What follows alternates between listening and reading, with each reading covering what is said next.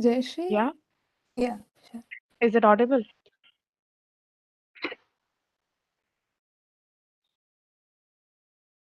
Yeah, sure. Go ahead. All right. I thought your voice broke. Okay, Yeah, okay, sure. cool. Go ahead.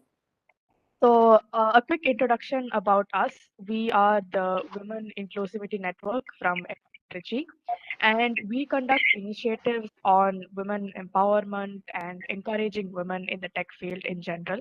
And our initiatives are aimed towards improving the inclusion of women in tech in general, and also about improving the equity of STEM fields.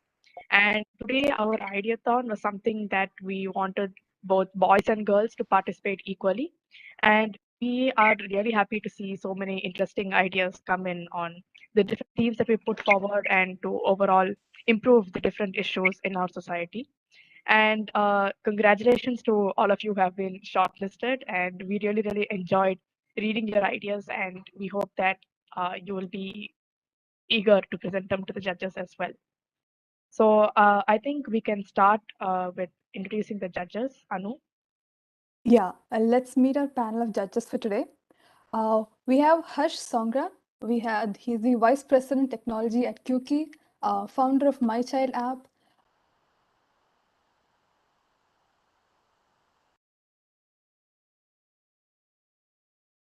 And then we have Pratima Kadari. She's a lead collaborator at Omdena, top 1% in GitHub. She's known for mentoring around more than 800 students. And obviously, we have Snigdha Ritesh. We talked to her just now. She's the award-winning Women's Safety and Empowerment Solution, ex-media person, and a devout women rights activist. Welcome you all.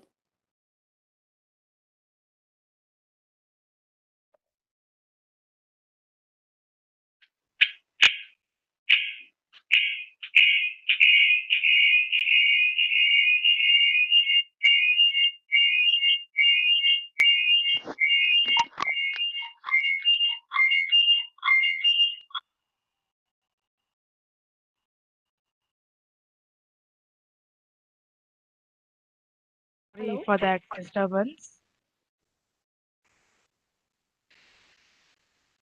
Okay.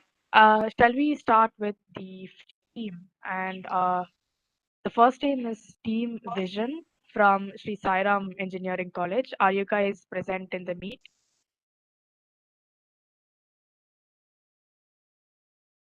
If you are, please unmute yourself and introduce yourself.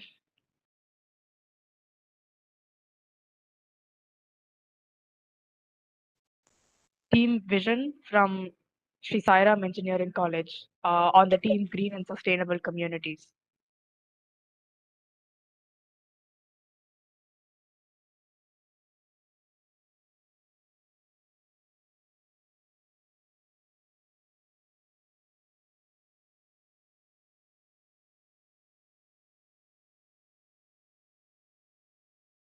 All right, I guess they're not available. Let's move on to the next team for now. Team Zenios from IGDT UW. Yes. I request my team in Yamini to turn on your camera. Which team is it? Xenos. Janos. Yes. Yeah. Okay, fine. So can we share our screen? Yeah, Sure, go ahead. Go ahead. I guess my screen is visible to everyone. Yes, it's visible. Yes, it's visible.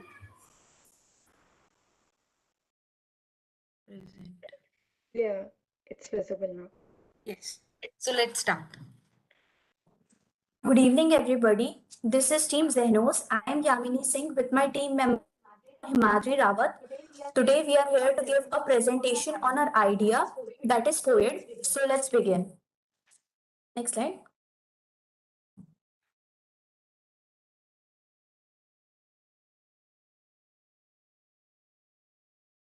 It is often seen in our country that people who are up to the mark in their profession are jobless.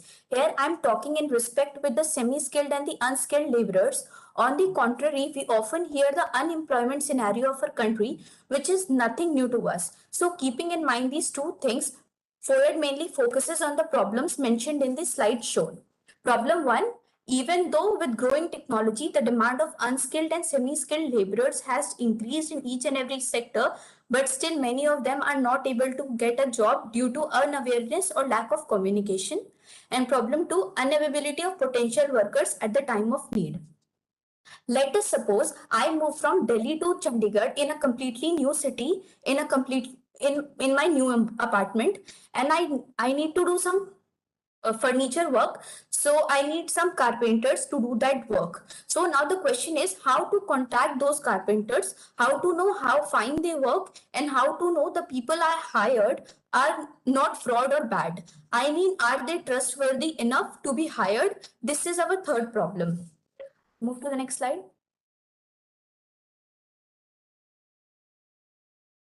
As you can see in the slide shown, the survey of the Economic Times, which states that there is a current 15 to 25% shortage of laborers across all industries, and at the same time, only 1 in every 5 Indian in labor force is fine at their job. This clearly indicates us the quality of laborers and the shortage of laborers in our country, present parallel to when we have a huge unemployment. Move to the next slide.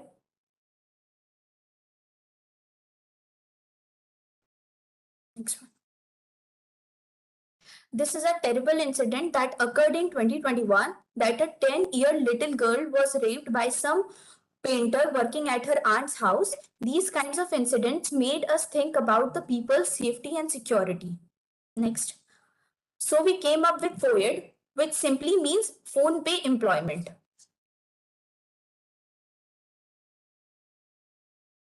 Next one.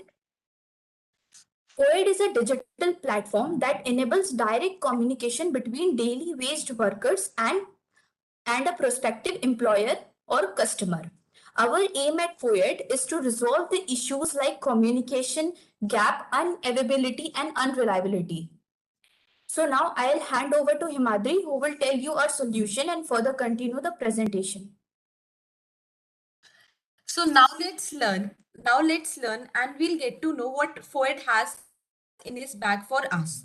So talk about the solution one. It provides a platform for the workers with their potential employer. Suppose I need a plumber and and it's 9 in the morning and I need to go to my office. Then suddenly my tap gets destroyed in the bathroom, and I need to get it mend in approximately 1 hour as soon as possible. So by opening the FOID, I'll just enter my information and my location and the worker, the time he would require to come to my place and mend that thing. So FOID solves that problem too. Solution 2, it provides the security of the customer by providing them with verified worker. Here by verified workers, we mean that the FOID contains all the necessary information such as their phone numbers, their police verification, who is coming to our place and who is not coming to our place. Now, and as Yamini mentioned, a 10-year-old girl got raped in Chandigarh due to the inconvenience, and we didn't knew how the workers were. And the solution 3, we often face that at workplace, worker face harassment, being looked upon down, and are being mistreated by the employers like us due to the standard difference or being the wages difference. So in the FOID, we have mentioned a terms and we'll be mentioning a terms and condition options. If any employer mistreated his or her worker, then he or she may need to find some appropriate fine if any worker finds any complaint. So FOID is an application tool to provide employment to people through phone. It takes information of the worker as well as of the employer. For workers, if I talk about, it takes their phone number, identification proof, skills, and what type of work they have done before and what they are up to. This will also help the employer to judge how genuine the worker is, as the proper information of the worker who is coming at their home is being provided earlier. In addition to showcase their skill, it has a customer review option. For employer, it takes their contact number, location, the type of work they require, in which duration or for what location they require the worker to come up. For the protection and the rights of the worker and the employer, such as being mistreatment or being looked upon down, we have parties sign a contract on FOID. So, how the FOID works? Suppose if I need someone at my home to mend my pipe. So I'll just enter my address, type of service required, and the time I need the labor to arrive. Then the FOID will notify me all the information of the worker in my nearest location and the required labor details. Then the information would be reverted back to me. Then I'll directly contact according to my convenience that what type of labor are required and by judging their customer reviews. And now I can directly negotiate the pay directly with the laborer without any third party interference. So now let's talk about the technical aspect of the FOID. So in FOID, we are going to use high-end GPS-based technology and Android development such as Flutter and Dart to give FOID a life. So FOID is mainly for semi-skilled and unskilled workers by providing them job and by the consumer and employer who need workers, and to the people who are lacking in the shortage of laborer as being said earlier too.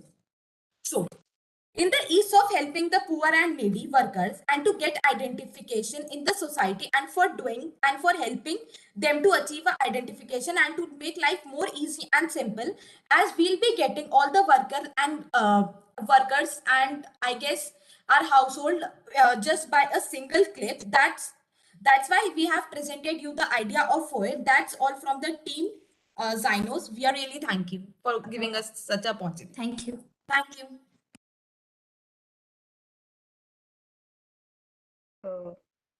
Can we ask the questions? Yes. First of all, Team Xenos, I would like to ask you, whatever your idea is, you must have researched something before getting on this idea. So Yes. have you heard about Urban Company? Urban company, yes. Yeah, so it is doing all the more same thing which you want to cater. But the point is they are not providing security or something like that, and it's quite different as it is not for vendors like not for carpenters. It is quite different. I am just talking about the daily wage worker who are just traveling so much, and we have to travel a lot in metropolitan cities, a lot to get connected to such people. No, Urban Company has a huge, huge sector of services. They are into maintenance of home, houses, and other things also. I'm asking, you are talking about the unorganized sector. So if you are like you are competing with the other company which is providing the same kind of services. How are you going to compete? Because like, what is your revenue model for that thing? And what is the uniqueness? And third thing is, how are you going to ensure the skill set of your laborers? Actually, I would like to answer this. We are also providing the household mates and other caretakers with their who are being verified and are being verified from the customers. We have further added a customer. We'll be adding a further customer review option, which will provide the review that what type of person and what level that person have done their work, which will make us more unique, as we'll be providing the employment to such people too. As if I am staying in a metropolitan city in my hostel and if I need to order a laundry, then the customer review would not make you unique. That is only the feedback or the review of the customer. but we are providing employment to a mate through a phone. That is making us unique. Yeah, I want to add one thing that this urban company, urban company mainly focuses on the metropolitan cities, like first tier cities. But I have seen the second tier and third tier cities where actually these kind of people are more.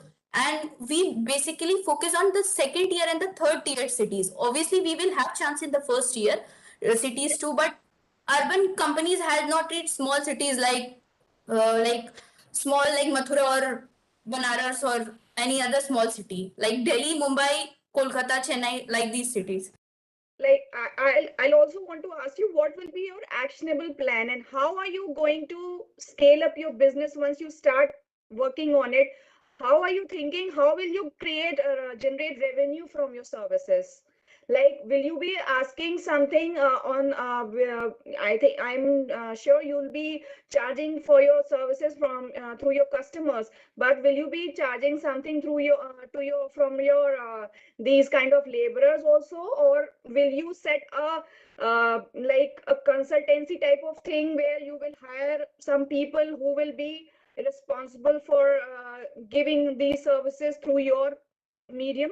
Anything like that? What will be the Yes, like we will get nowadays there are a lot of contractors which hire a bulk of like laborers. So we are thinking of taking some interest from them, like those contractors, a little bit more from them, and only 1% or 2% from the workers to whom we are going to give like employment through our app. Actually, there is no actually we have not actually made, but this is only our plan to execute it. So what we are thinking is we will enroll everybody. Anybody can sign up. They can find their job. After they find their job through our app, like suppose they'll get 100 rupees for their payment, we'll just take 2 rupees and 98 rupees will be given to them through these labors, and some money will take from the contractors who are using our app to hire these labors.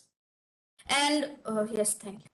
okay? And Thank you. one more thing, after hearing your idea, like I just wanted to know, like the point you had put up about the agreement.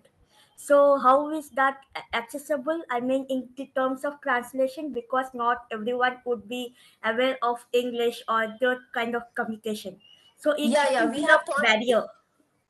Yes, we have thought about it, because mainly our main target customers are going to be people who are that like they are not educated enough, like they don't know English, that we just use a single language. For now, we have used English to show this. Like we are thinking to make start with English, but we will have different languages. Actually, Himadri told you about that a region like they'll use your location, like in this much area you are being hired, like 50 kilometers or So something like like that. based on the A location, particular it takes out the particular language. language issue, like in that location, we know which language. Suppose North, we use Hindi. Maharashtra will take Marathi, Hindi, and like we'll have those things in our app.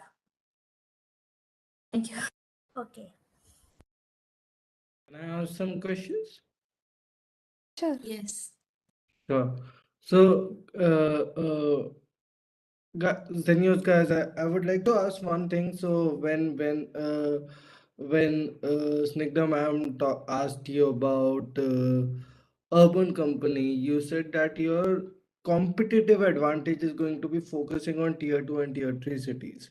Now, I would like to know how you guys would be different over there, because the reason urban company does not work in tier 2 and tier 3 cities is because like we all grow. So tier 2 tier 3 cities are a very small circle, right? किसी का चाचा का भांजा का भतीजा कोई carpenter निकल जाता है जो घर आके आपका काम करके चले जाता है.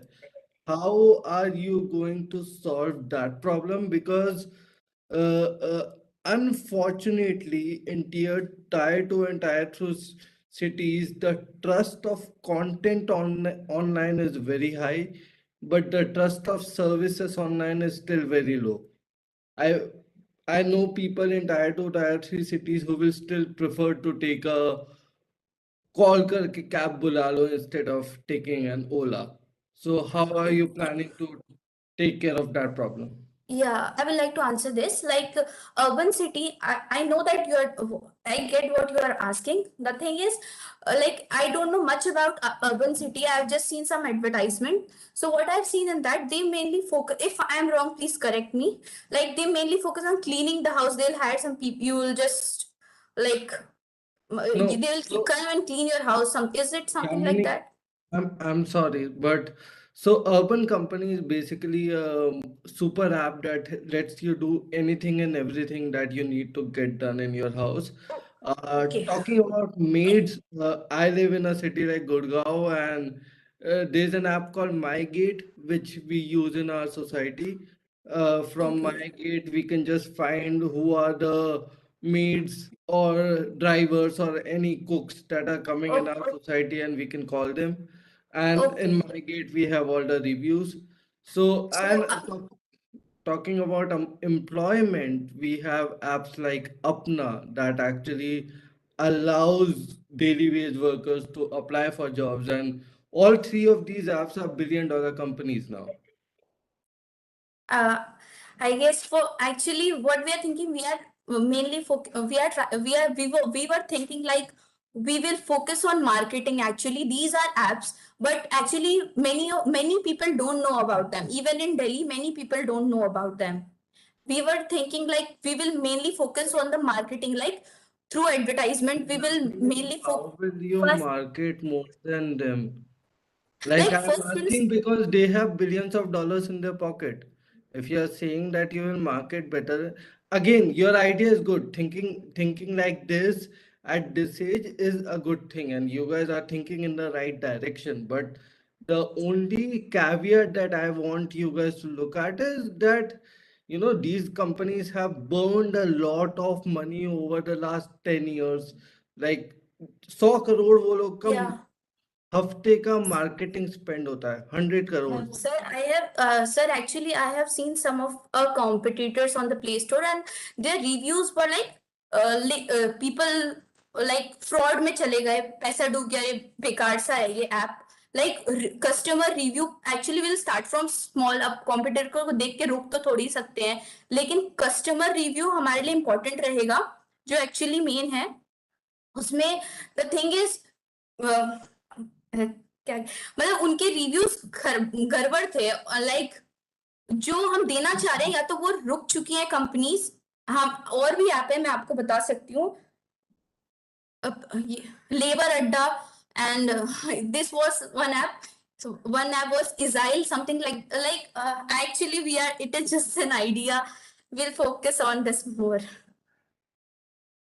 And also one more thing I thought of was like when you are focusing on tier 2 and tier 3 cities, it is like the most of the marketing doesn't happen through reviews or ratings, but marketing happens mostly through mouth, some word of mouth marketing. So that's how it's communicated across the tier 2 and tier 3 cities, rather than showing up through the reviews and the star ratings you get out of the application.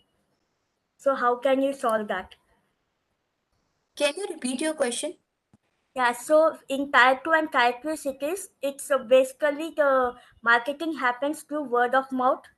So it is like when the people around you suggest you with that particular application or with that particular service, that's when they gain that kind of authenticity and trust on that particular product that has been built, rather than focusing more into the reviews that are being put it out on the application. It's more prominent that users around the small town cities preferably look for the advisable options from the existing persons who are taking that particular product. So how would Actually, that solve it? Actually, I got your point, what you are trying to say, but I have to say something different. Like, I have seen a bus in my village, like my hometown is in Bihar. I saw a bus from Ludhiana to my village. They were like a bus of laborers were going from here to Ludhiana to work over there. So I think like those like these small these people were going so far to work there.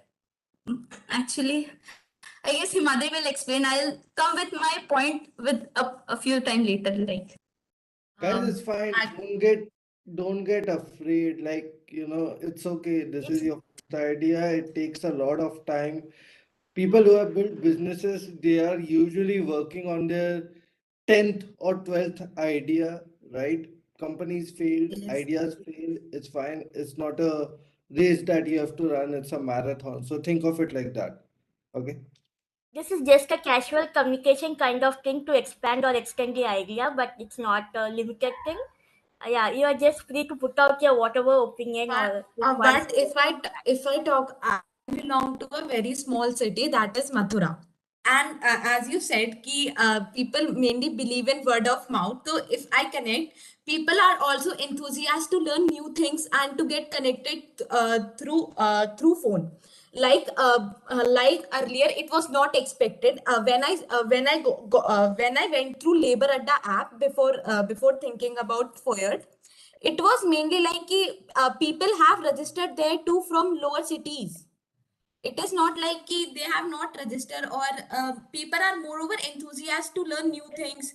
And if someone is getting employment through phone, they'll prefer getting employment from phone rather than being sitting unemployed at their home.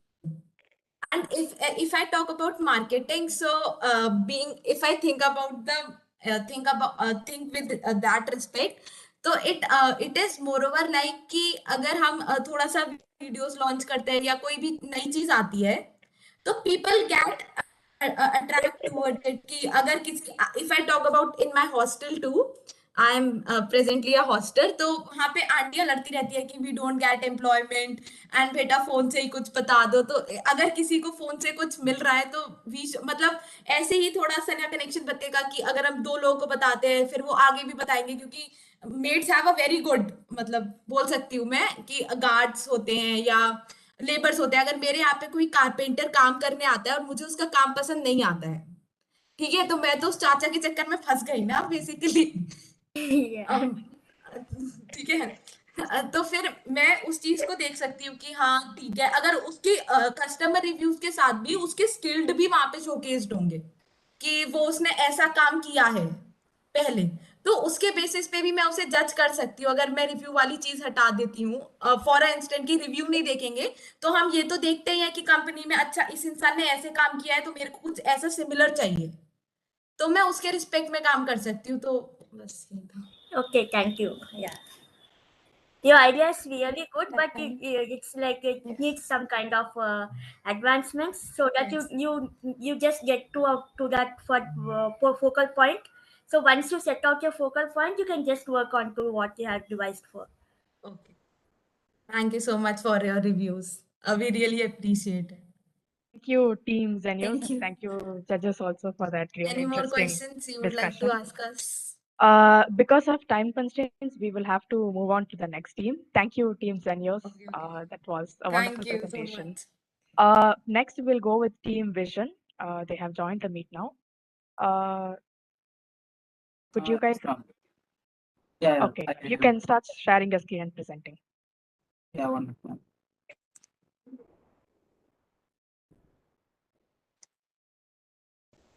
Also, one small pointer, if it's possible, could we keep the discussion in English? Because there are people in this meet who aren't that well versed in Hindi, so everyone can follow around.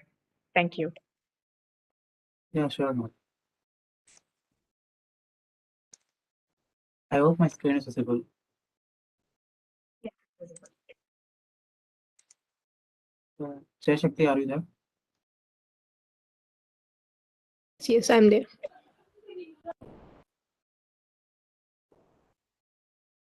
Can you start the presentation? Let's start.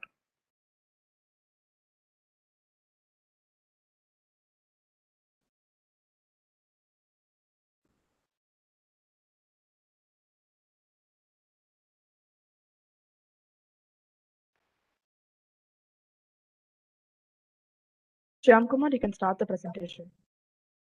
Yeah. So, 1 minute, ma'am. I think my teammate is not able to mute. I think so. Shyam, actually, I can't view your screen. Is it Is possible? it like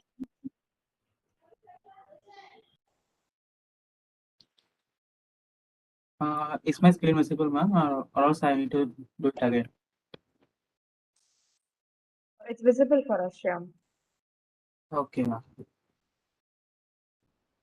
So moving on to our, so this is Team Vision, and we are a third year college and Saram Engineering College from Chennai, and our problem statement was how can we able to predict the adulteration? How can we able to identify the adulteration in food, and also to make a impact on reducing the food wastage. So around in every year there is around a huge number of food wastage have been taking place, and these food wastage have been stored as a dump, and this was also affecting our climate and also in CO2 emission and so on. So our mainly focusing on like how can we able to reduce the food wastage, and also at the same time how can we predict the how can we check the adulteration. So so we came up with a solution like using mobile application and also as a testing kit. So our testing kit will be having sensors and integrated into it, and these data will be sent into mobile application so that the user can able to visit you, able to identify and monitor it, and at the same time also recommendations. So like there's a thing common in India, like they will be making dishes based on the items they have at the time. So it can be reduce the food wastage as cost. Like if I don't have this item for making this dish, I will be throwing this into a dustbin. So it will be in future it will be making as a dump. So I want to make food based on the items which I have at the time. So we have integrated recommendation module over there, and also for testing the adulteration. So we got this problem statement from Startup India once time. So we need to test the adulteration food. So for that we have also designed a kit. Based on that, it will be adult. We can able to check it. So next slide. So as you can be seeing over, this was our mobile application asset.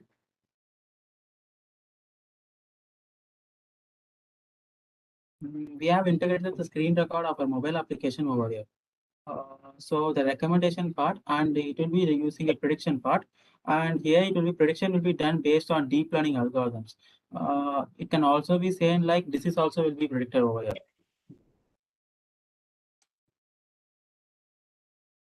So once the prediction have been done, the links for it also will be generated. I'll look for something here. So this was the parameter part. Here the sensor parameters will be shown over here.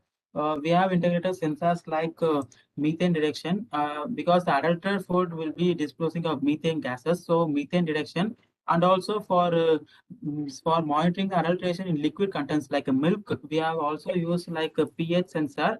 And at this time we have used basic sensor, but we are planning of using pH sensor into it, and also in light detection sensor for milk. The purity of milk can also be detected based on the color even. So these was our modules. So here comes the food planning. So for making food planning, we have integrated a dialog flow chatbot. In the chatbot, if I am saying like I have these items, what kind of dish can be this can be made out of that. So it is like I have this one, I want to make this. So there is no wastage of food in that cost itself. So for this, we have included the food recommendation part module. And previously mentioned, the adulteration test can be done in two ways. The one is like sensor based and also visual. For visual, we have integrated TensorFlow Lite module and deep learning module. This was our flow diagram. And the sensor kit will be consisting of node MCU like a microcontroller and sensors like methane detection and also color detection sensor and also pH sensor will be integrated into the microcontroller. So the unique value proportion was yes, ma'am.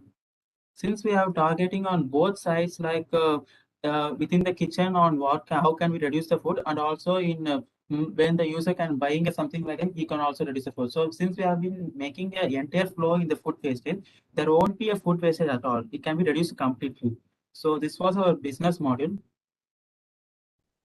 So the cost structure will be on based on service oriented and also like based on mobile application, and also in the kit for sensor kit. Yeah, this one. So as previously mentioned, the entire food wastage can be removed by this our solution. This was our product. For SDG goals, we have been covering was zero hunger, good health and well-being, and responsible consumption and production. Yes, ma'am. Can I start with the questions? Yeah, sure, sir. All right. What is the machine learning model that you're using for knowing whether whether the food item is rotten, not rotten. Like, what is the model that you have Sir. built the algorithm on top of? Yes, sir. Actually, we have used like ResNet. We have tested in two ways, sir. The first one we have tested was using ResNet models and also like VGG16 and so on. But and at the same time, on another hand, we have also used with Teachable Machine. Teachable Machine is something we have done with Google. But we have came across to know that based on our own training models, the Teachable Machine has good accuracy.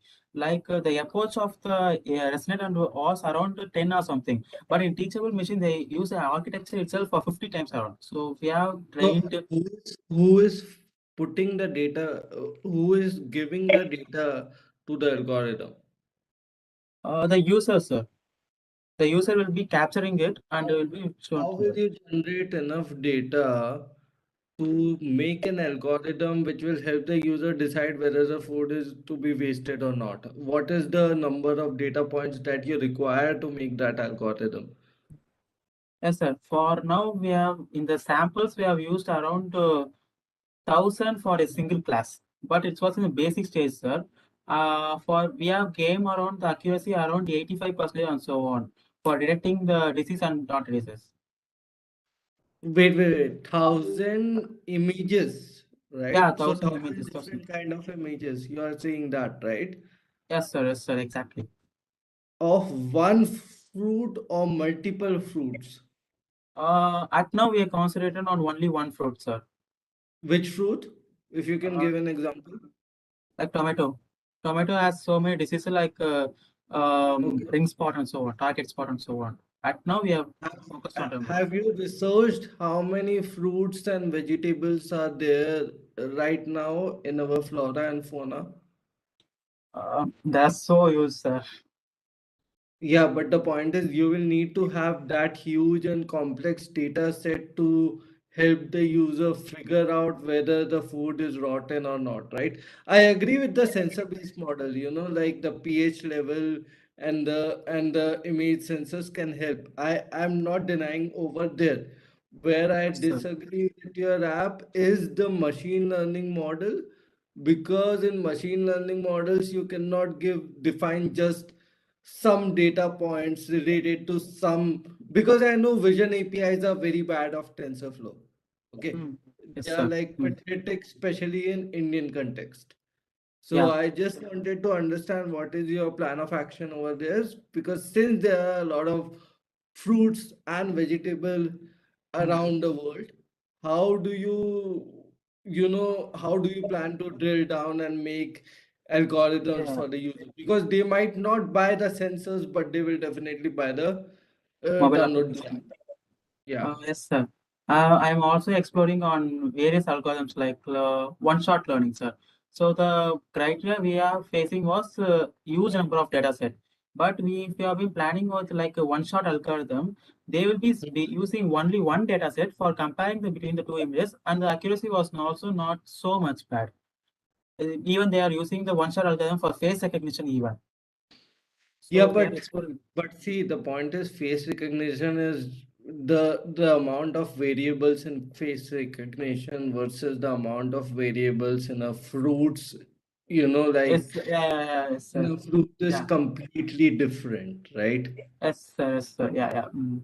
Yeah. So we are Like exploring in my that side, face is sir. my face. The only variable is I will remove my mustache, I will remove my specs, I will remove my hair.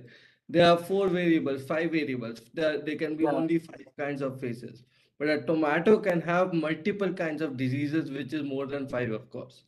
So. exactly, sir. Yeah, yes, sir. So But we yeah, are exploring very in the good side. presentation. I just had this one question. You will need to create a lot of data for what you are trying to build.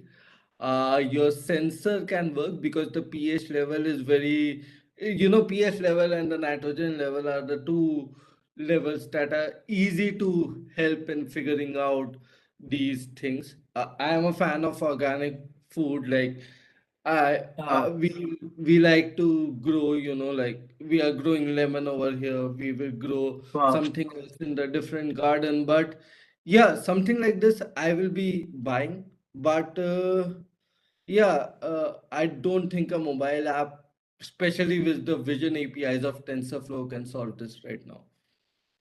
Yeah, sure, sir. We'll be exploring it. We are exploring. We will be exploring. Sure, sir. Shyam, I do have one question, if Sure, Harsh ma'am. has finished. Sure, ma'am. Yeah, Shyam, I would like to ask you, since you were talking about some testing kits. So, Yes, ma'am. is the testing kit like, is it only like sensing the naturally rotten tomato, or if it is adulterated or injected with some kind of chemical? Both, ma'am. We are also planning to use MQ135. In that, it will be also detecting on benzene. Benzene is usually like it will be injected something, it will be having a benzene content. So it's in both of the case, ma'am. Like in natural rotten, also injected and so on rotten by the shopkeeper or something. Yeah. Okay, and like it's only about one kind of vegetable or fruit, tomato. It would be nice if you strengthen your Yes, ma'am. like your wings. Like if you would like, if your testing kit is also able to sense milk is adulterated or not, whatever food we are eating, it is it adulterated or not. If it could test variety of foods, then I think it would be a very strong product. Yes, Only ma'am. Actually, ma'am, our mobile application only focusing on one product, that is on tomato, because having image issue. But our sensor kit is having like it can also be tested in milk because temperature sensor like is something also we have been using, and pH sensor also we have been using. This is mainly for on milk, like a starch content in the milk. For that is also also feasible, ma'am. And also in sensor kit is fully about it can able to detect anything, detect every object, no, every fruits and so on. That's fine. okay, okay, fine. Your concept is very good. Your idea is very good. It is really going to help a certain number of people. What would be your target customers? Like general public in general, or the people dealing in farming and agriculture? In both cases, ma'am. So if a general people even wants to know, like I want to test what I eat. So if I want to, like, it also feasible for them. And also in farming and so on, they also need to test whether the product is good or not. So it's in like two cases, even for the general public and also in B2B and also in B2C. Even. Okay, fine. Thank you. Thank Okay, you, ma'am. then for this, Sham, I would like to know of the, like you had Yes, ma'am. mentioned about some chatbot. So Yes, ma'am. what is that for? I mean, what are you using chatbot for? For dish recommendation, ma'am. Okay, We have this is integrated using. Yeah. okay. So it like you could do just like you just give out your data as an input, or you just provide, you just add out the questions or queries kind of thing, so that it asks you for the kind of recommendation you get it to assign. Yes, ma'am. More like that, ma'am. Like, for example, I am say, having a scenario like I have some vegetable and fruit. If I giving the name, it will be suggesting like what kind of dish I can able to prepare from it. So for this, we have been using a knowledge base in the dialog flow option. By that, it can be predicted, ma'am. So it's like a dish recommendation, ma'am. More like it. Okay, so like it's chatbot, it's like it's a complete full-length chatbot, or it is like a personal assistant kind of thing. Personal chef, ma'am. Okay, so like for that, how like what's your approach of implementation for it? Yes, ma'am. For that, we have used dialog flow, and also we have integrated. We are having some issue in integrating with Android application, but we have integrated in Telegram as a bot, ma'am. Uh, I am searching for the video for long, but I can't able to see the video now. Simulation video of it. Okay, But we have started our integration also, ma'am. okay. So it's like, is it like you're just developing into the chatbot and bringing it to the UI UX, right? Yes, ma'am. Okay. Integrating everything into a single application. Okay. Idea is really good. Actually, it's quite innovative to encourage fitness enthusiasts as well. So I think it needs some more kind of precising to make it more clear of the objective. So once that goal is met, I guess it can be a better scope to have a kind proceeding for it. And, Sure, ma'am. yeah, it could add good boon to everyone around. Yeah, sure, ma'am. We'll work on it, ma'am. Yeah.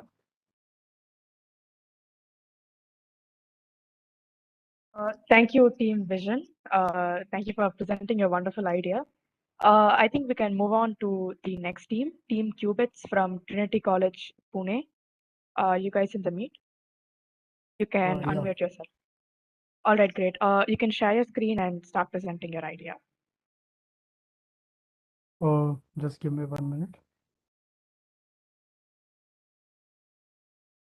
Guys, I I'm hope so sorry, but I might need to leave at 4:50. There's an urgent meeting that where I will need to go to. I'm so sorry, guys. All right, it's fine. It's no problem.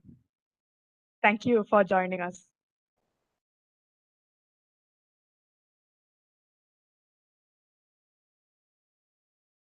Shall I begin? Yes, you can begin. So, yeah, very good afternoon, respected judges. I am Ritvik Menge from Trinity College of Engineering and Research, a final mechanical engineering student. My domain is MarTech Innovation in Healthcare, and the project name is Vaxsaver, an active refrigeration system for last-leg vaccine transportation. So, starting with introduction, what are vaccines? We all know vaccines are sensitive biological agents which are generally used to cure any kind of particular disease. But why actually I'm talking about vaccines? So here comes the problem statement, that is vaccine crisis. In India, almost less than 44% of adult children receive full-scale immunization. Nationally, 89 lakh children still remain at the risk of partial or no immunization. Almost about 27% of vaccines manufactured are getting wasted during last leg vaccine transportation.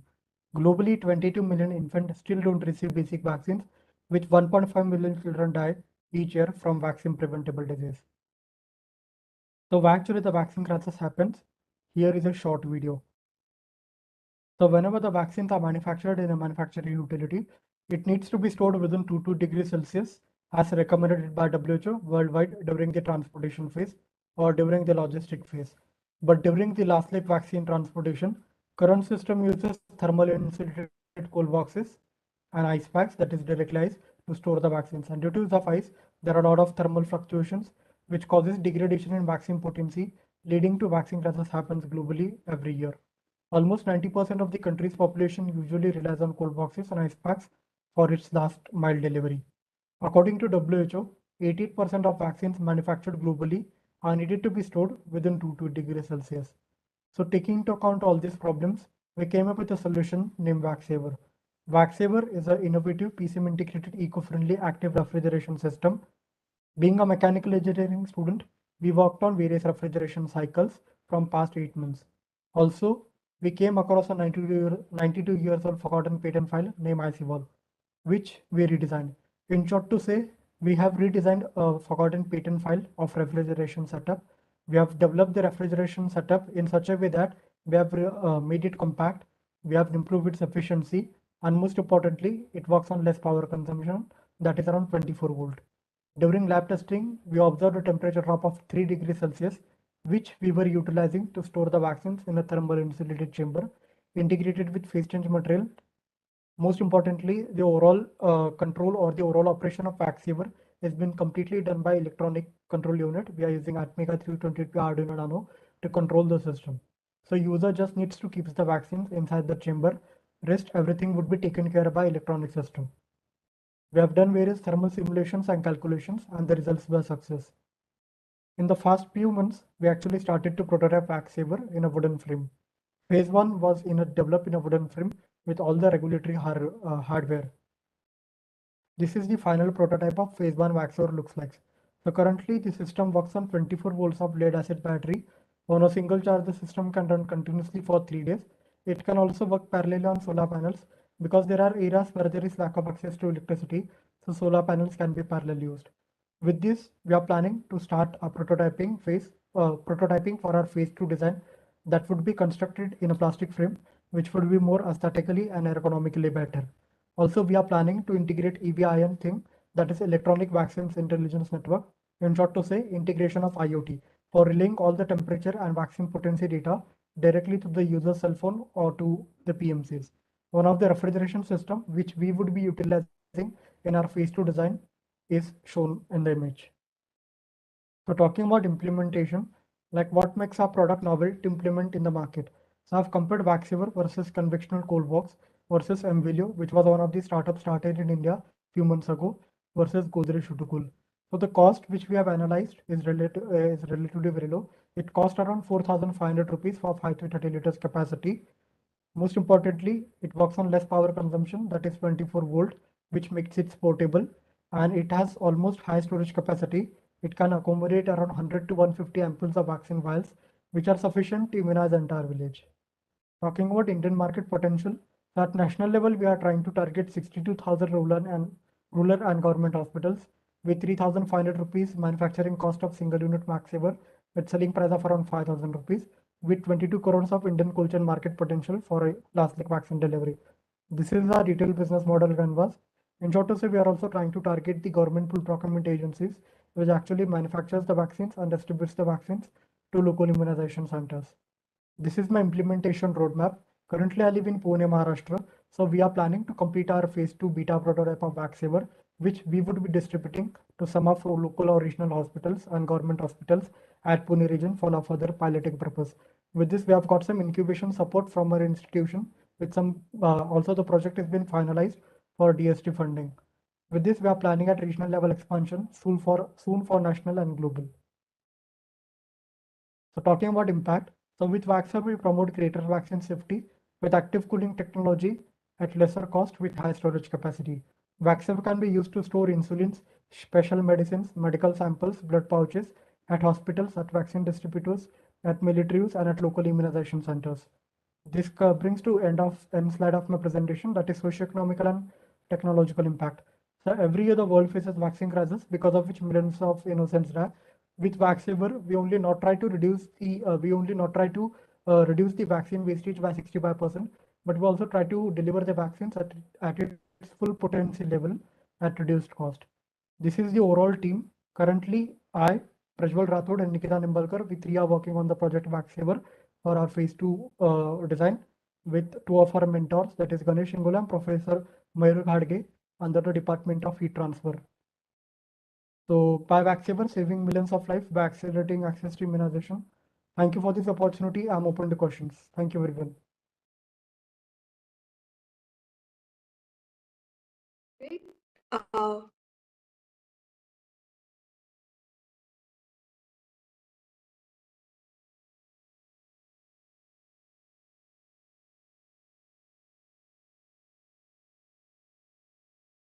Judges, do you have any questions for the team behind this presentation? Again, just one question. Yeah, okay, go ahead. Yeah, how are you going to ensure the effectiveness of your this thing you have made? Effectiveness in terms of storing vaccines at the safe temperature, right? Yeah. Yeah. So like talking particularly about effectiveness, so like the entire system is a closed loop system. Like the refrigeration system will work only within 2 to 8 degrees Celsius, very firstly. Also, we have onboard displays which would be displaying the real-time temperature and humidity level inside the chamber. And if there are some emergencies, if the entire system collapse or if there are some power out, like we can say if the system is not working due to unavailability of power during long delivery. So in that case, our storage chambers is integrated with phase change material, which would almost reduce the thermal fluctuations and delivers the vaccines. And also on a single charge, the system can run purely for 3 days. Using PCM, it has added an advantage to store the vaccines in a temperature range within 2 to 8 degrees Celsius. Even if the power is not available, it can store around for 24 hours in a safe prescribed temperature. Okay, fine. Your concept is good, idea is very good. I think it is going to help and have a very great impact. Thank you. Thank you so much. This is quite an innovative idea. I know it would be, it's quite beneficial in the current days. And I just like to know, like, what's the Yeah, what's the cloud technology you have used here? Like, have you taking out any kind of inputs or outputs there? Like because since this is about the monitoring process, like, so you need to check out to the control of the temperatures and everything. So how is that going to happen? Yeah, so currently we are using PID controllers, that is Arduino Nano board. So we have already programmed the overall setup in such a way where maintaining the temperature and humidity level within the prescribed limit. And talking particular about cloud and everything. So like as mentioned earlier, we are planning for IoT integration inside our setup for our phase 2 design. So currently we are generating some humidity data, the overall temperature data, the vaccine's potency level data. So one of our team member named Nikita Nimbalkar, she's working on an algorithm development which would be extracting all this data, and we would be delivering the overall vaccine potency level directly to the user's cell phone. So that's in our future phase, but still we have not worked so far about on IoT thing. Okay, so like it will like the note you will also get the notification like or something like that, or you are going to put out a helpline kind of setup where you can just monitor it out to the temperatures that's being progressing for each vaccination box that's going to be delivered outside. Yeah, so currently, like we won't be our system would be generating all the data, required data, which is needed to be delivered to the user's cell phone using GSM module. With this, we are also planning to use LoRa modules because there are villages where there is lack of access to electricity or internet unavailability. So LoRa module can be effectively used to deliver the overall data in a range of 5 kilometers, even if there is no internet directly to the PMCs. So this is what we Currently, are seeing. what's the range you are using? Range in sense of Yeah, sensors. sensors. Yes. Yeah. So currently I'm using NPK sensors for temperature and humidity monitoring, and DHT11 for humidity monitoring inside the chamber, and Okay. NTC thermistors for monitoring the temperature. Okay.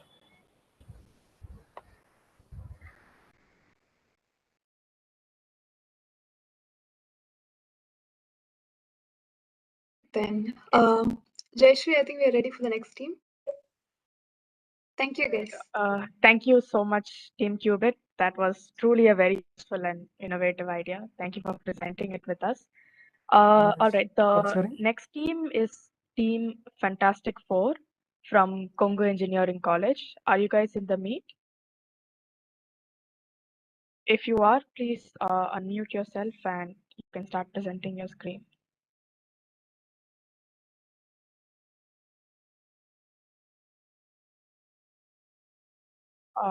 Team Fantastic Four from Congo Engineering College.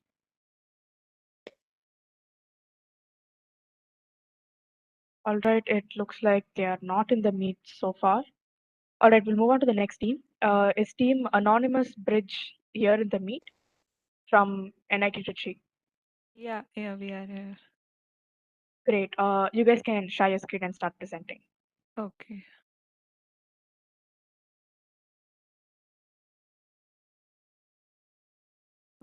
Is my screen visible? Yes, but we're not able to see the. Okay, yeah, now we're able to see it. Yeah, okay. So, can I start now? Yeah, go ahead. Okay. So, hello everyone. I'm first year student of Electrical and Electronics Engineering from NIT Trichy with my teammates Preet, Suryab and Tausif. And yes, so much anonymity within the name itself. So let me break this anonymity and introduce to you our concept and theme. Our theme is next generation learning. Connecting one generation to another and valuing emotional question more than intelligent question is our main objective. Old methods of old methods of pen and paper learning to social learning is what we aim for. Now, why this and what is the need? Actually, to understand the perspective and purpose of their learnings and actions. Actually, millennials and we Gen Z have total different perspective and outlook for each core of life. To remove that barrier, we need to understand each other. To cope up with the changing times and generation. Millennials are unable to adapt the new methods used by Gen Z, such as we Gen Z greet our friends and fam by shaking hands and hugging, but our millennials considered it as an offensive crime. To avoid clashes in thoughts due to intergenerational gaps and different learnings, we Gen Z and millennials have different learnings.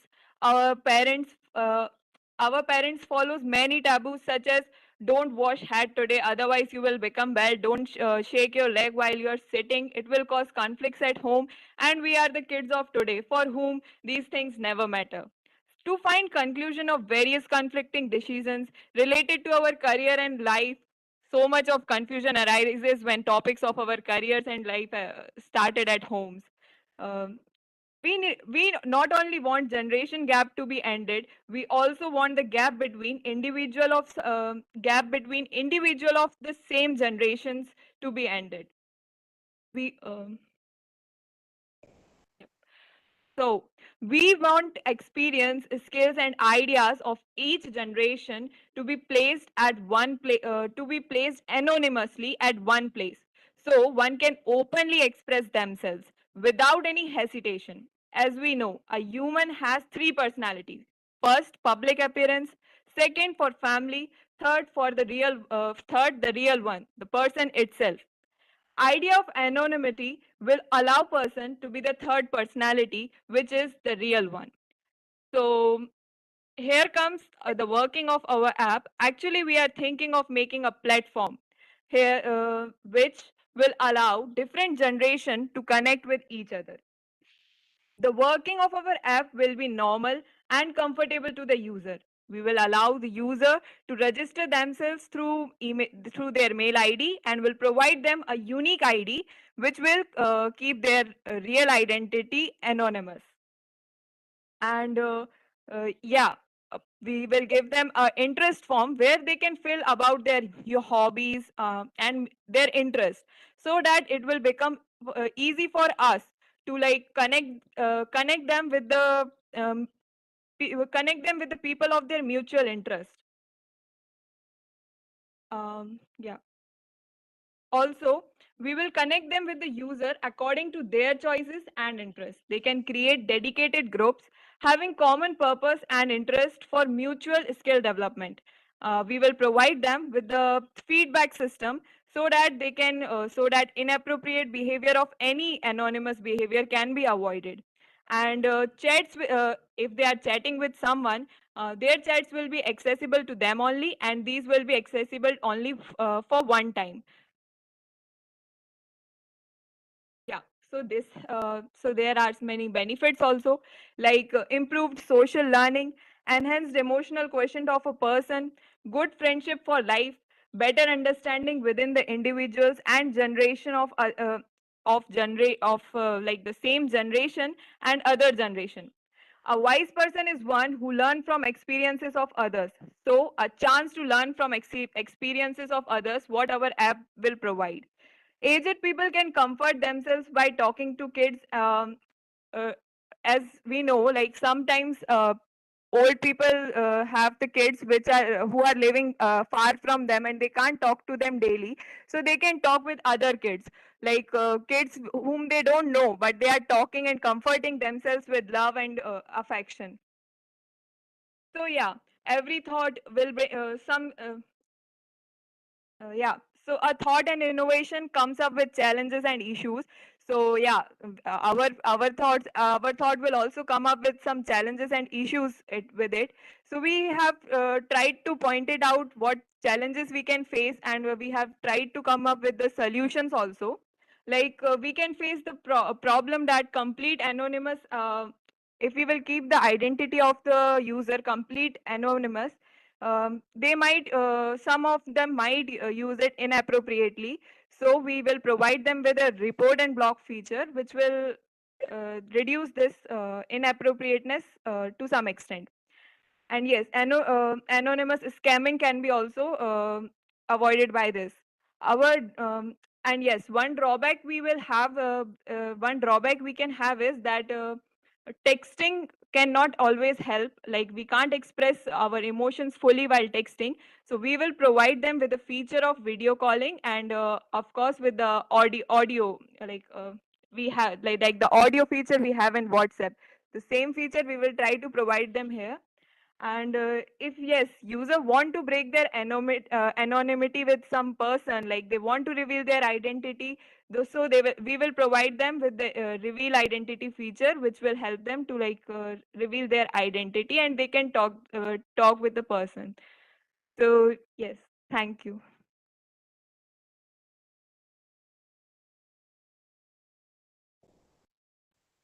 Thank you, Ms. Khan.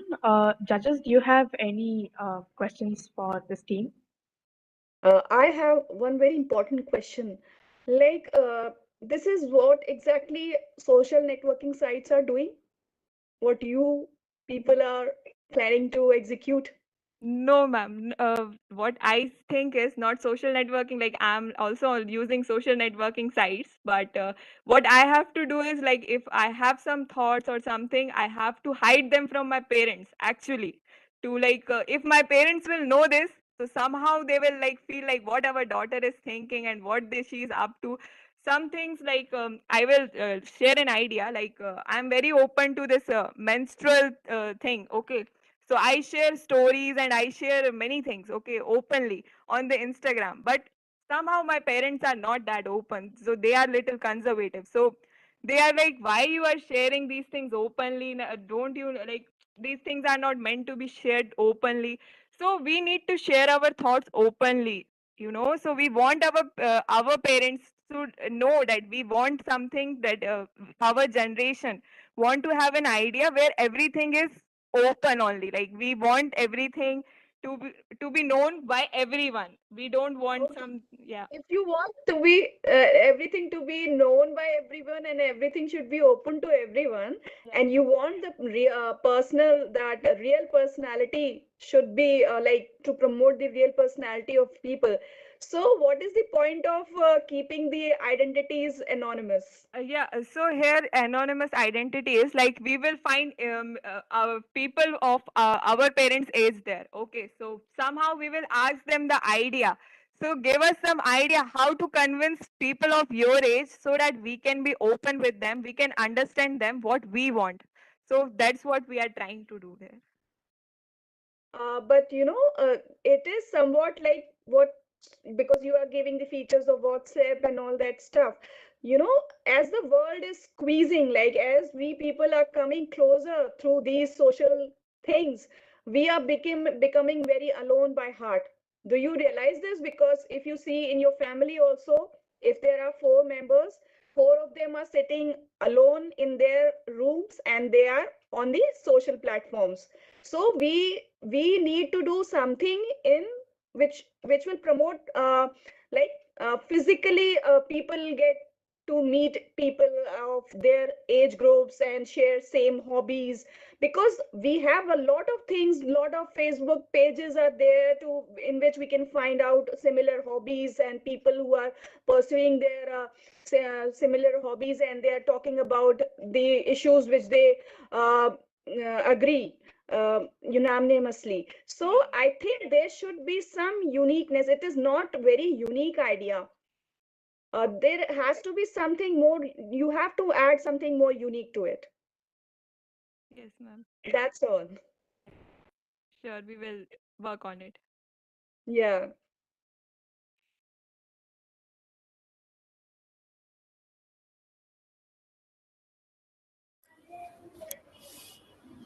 Questions for this team from the judges?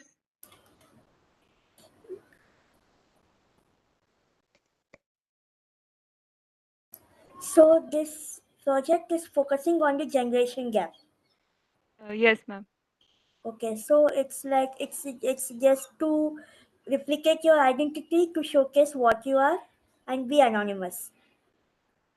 So for that, what kind of authentication feature are you adding out to your application? Ma'am, can you repeat the question? What kind of authentication feature are you adding up to your application? I guess this will be answered by Surya because he's working on like technical things. Yeah. Okay. Ma'am, like the authentication feature, if we want to authenticate a person's identity, it's a long process to be precise. So the easiest way is to taking an API from Google to verify it as a person's identity. So we will have their Google IDs.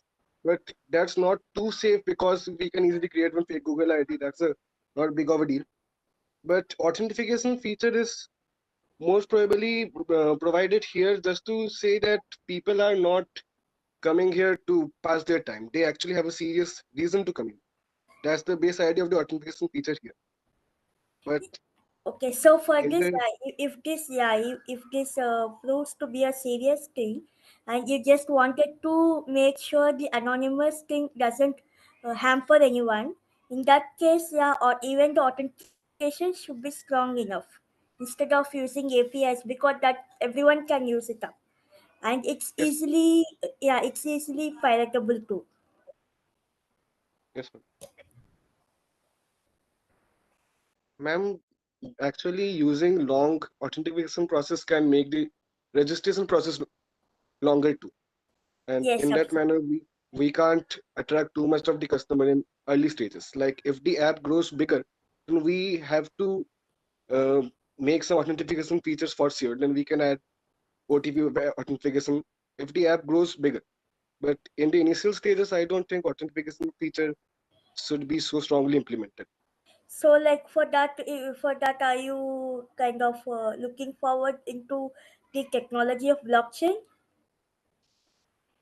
Yeah, as Web 3.2 is coming, it will obviously revolutionize and things will change to blockchain eventually. But it totally depends upon how the app will develop itself.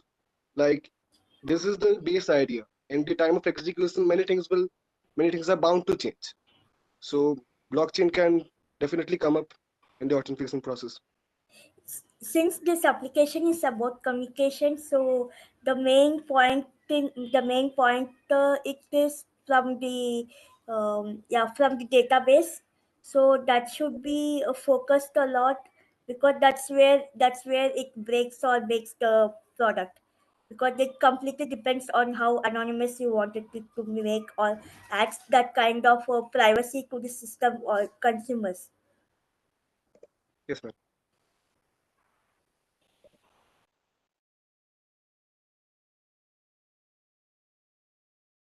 Right. Are there any other questions for this team? If not, we can move to the next team. We can move ahead. All right. Okay. Thank you, Team Anonymous Bridge, for your presentation. The next team is Team Cod Voice from NIT Delhi. Are you guys present in the meet? You can unmute yourself.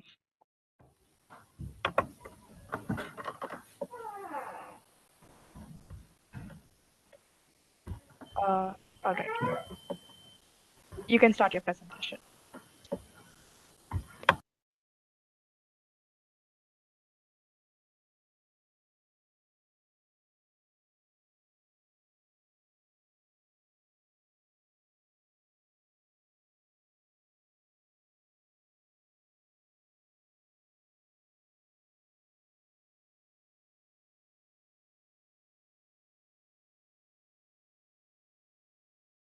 You guys can start your presentation if you're ready. Yes, ma'am. Ajita, please start.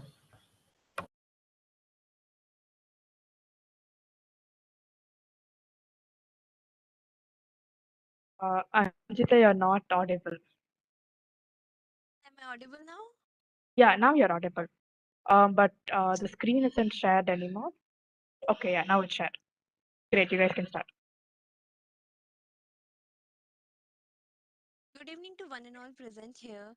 This is Team Code Voice from NIT Delhi, representing in the event Ideathon on the theme Financial Inclusion for Women. Liberty for a woman comes from the ability to make financial decisions for her life. Let's have a look at the problems that we women face in the field of financial inclusion. The first step towards women's empowerment is their financial inclusion in the economy, But in our day-to-day life, we women face a lot of challenges, such as the labor force participation of women is low all around the world, especially in developing countries. Women are much paid less than the men for the same job. They have restricted freedom for traveling, and even they are provided with fewer opportunities and resources. But why financial inclusion? To overcome poverty, for empowering people, for social stability, growth of alternative microeconomy, and for parallel development. Well, here comes the solution to our problems. REW, Recruitment and Employment for Women. The first of its kind application where independent women build a stronger nation. Whether a tailor, a tutor, or a technician, every individual can use this app. This app includes finding nearby jobs, women self-help groups, review and discussion forums, economic schemes, and many more. Now let's look at some salient features of the app. Women can interact through text, audio, and video chats in this app. GPS technology to find nearby jobs is also present. Smart AI for selection and sorting of jobs and schemes. An expert do you know feature which includes government schemes and programs, startup ideas and strategies, important links for apps and sites related to women's safety and health. It uses AI ML for better sorting and performance. Gender and identity verification for more safety and security is also there in the app. The user will be asked to click two photographs at the same time at the time of verification, and they will be compared using machine learning for similarity. We'll also have mentorship programs by prominent women entrepreneurs on this app. Now let's see some stats and facts. In a survey conducted by World Bank in 2020, it was found that India has the lowest female labor force participation rate among Southeast Asian countries, and it is still decreasing at an alarming rate. Another survey conducted by Gadget 360, it was found that 60% of women use internet to search for jobs. More inclusion of women in this field contributes to a high increment in GDP of a country. Countries like Sweden have already worked upon this idea, and OECD countries can boost their GDP by $6 trillion if they match women's employment rate with the likes of Sweden. So, the solution to all these problems comes with REW, which helps in connecting women across states, provides simple and thorough procedures for recruitment with less paperwork and no middleman requirement. Knowledge of the work environment, distance mapping to find nearby jobs, organization policies, gender verification, reviews, and feedback. Let's have a look at the feasibility and effectiveness of our app. As the internet has now reached even some of the remotest places of our country, we can leverage its power to connect many people across the country, which will eventually create a positive network of job seekers, job givers, and other influencers. Women are restricted to traveling long distances and hence cannot take more job opportunities, which finally becomes a barrier to work. With our app, they will be able to find work in their nearby places and nullify this barrier. Integrating the pre existing women's self help group programs with our digital platform can help us attain a new dimension. Curious to know the working? Here it is. So now let's have a look at the working of our app. Explaining this flowchart, we can break our app into three working sections. The first bring in the profile. Here the user creates their profile according to their preferences, that is a recruiter or an applicant. They can undergo gender verification where they need to upload their image and using ML it will confirm their identity. Under the recruiter section, one needs to register with their company profile and other necessary documents. For the applicant, registration user needs to register with all the essential details and their field of interest. Now getting through the features of our app, first comes the application status. It again works under two categories, that is the recruiter and the applicant. It is used to retrieve the current status of recruitment for applicants. It will be like whether they are employed or unemployed, and for recruiters, it will show them their current recruitment status. Moving on, our app consists of multilingual feature, which help users to express themselves in their native language and not let language be a barrier between them. Also, our app consists of an information desk. For applicants, it tells us about the type of job, their pay, working hours, leaves, and policies regarding women's safety.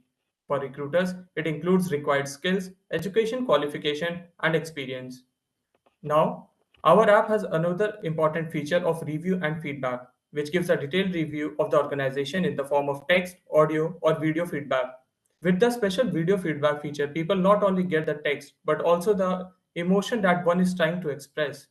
An expert do you know feature, as already mentioned, is also included, which uses AI and ML to find the most relevant government schemes and programs according to your previous searches and interests.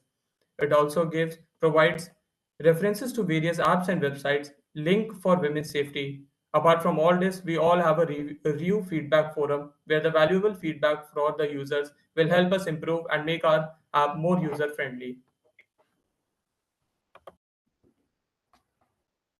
That was all from our side. Now we'll end our pitch here with the hope to empower women in the financial field of our initiative. Thank you.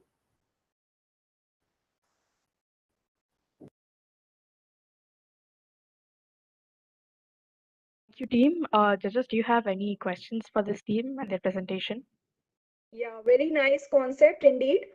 Uh, I just want to ask, what will be your actionable plan? Like, how are you planning to create or generate revenue from this? Okay, ma'am, I would like to answer this your question. First of all, in the initial time, we would like to have more and more subscribers, or I should say, the applicants to our platform, so that we can get into more and more people. More people know about our app. Then thereon, we'll be adding ads, advertisements, and promotions in our app to get revenues. And if later on we'll feel that it is still not completing our revenues, then maybe we can contact the recruiters, or make it the ads to the limit which we can exceed. Basically, for starting to get reach, we will keep it as free. Then later on, we can also add the premium subscription of your profile. And later we will add that. But And, for the starting, we will keep it as free to get more and more reach. and if required, then we'll ask for starting period of time. We'll ask the recruiter to pay some uh, sort of things. Yeah, I think you should keep it for free, because then you will be like, you will be losing the your users and your user database, and your purpose of serving, giving employment and empowering women would not serve very well if you'll keep it later on you'll charge for it. I think you should charge it from the recruiters or the companies which are dealing into these things. Yes, Yeah, ma'am. that's the It is plan. for the That's the recruiter actual side plan. only. It is not for applicant, because they are seeking for the job right now. Yeah, you can also have on board the state government's partnership. You can have them as your knowledge partners, and you can have them on board on with you guys, and they can also help you out in these things. And they are also like, because the WCD department of various states, they are promoting these kind of things, and they want to spread awareness about their flagship programs. What are the schemes going on for women, in which they can be like financially, they can be independent, or they can choose any occupation. So I think you should be in touch with the state governments as well. Okay, ma'am. Sure, ma'am. Thank you for your suggestion. Yeah, very nice concept.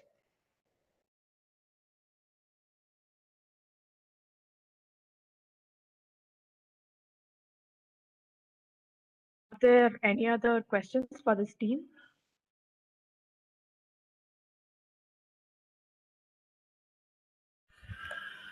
Like, I would like to ask, like, what's the technology you're using for this application?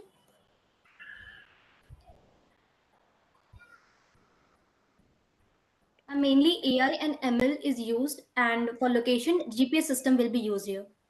And to So, ma'am, make AI app, we will be using Kotlin language. and ma'am, for AI ML will be using Flutter and TensorFlow. Okay. So what are the prime features you're focusing on, driving the specifically the services that would create an edge over your competitors?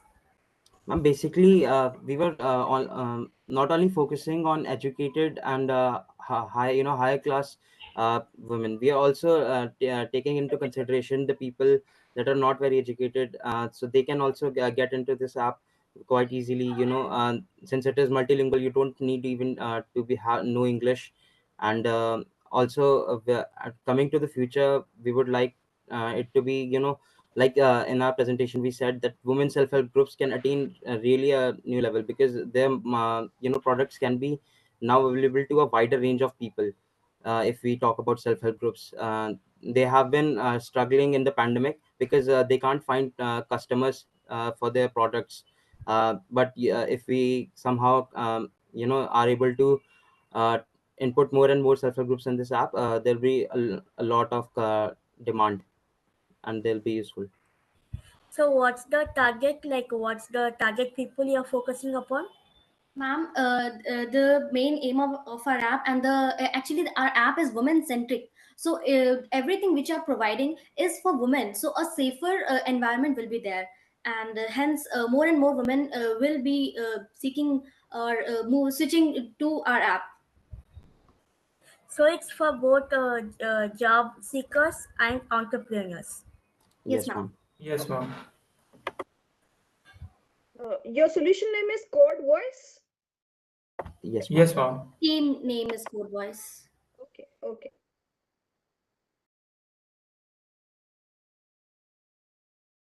Are there any other questions? If not, we can move on to the next team. Judges.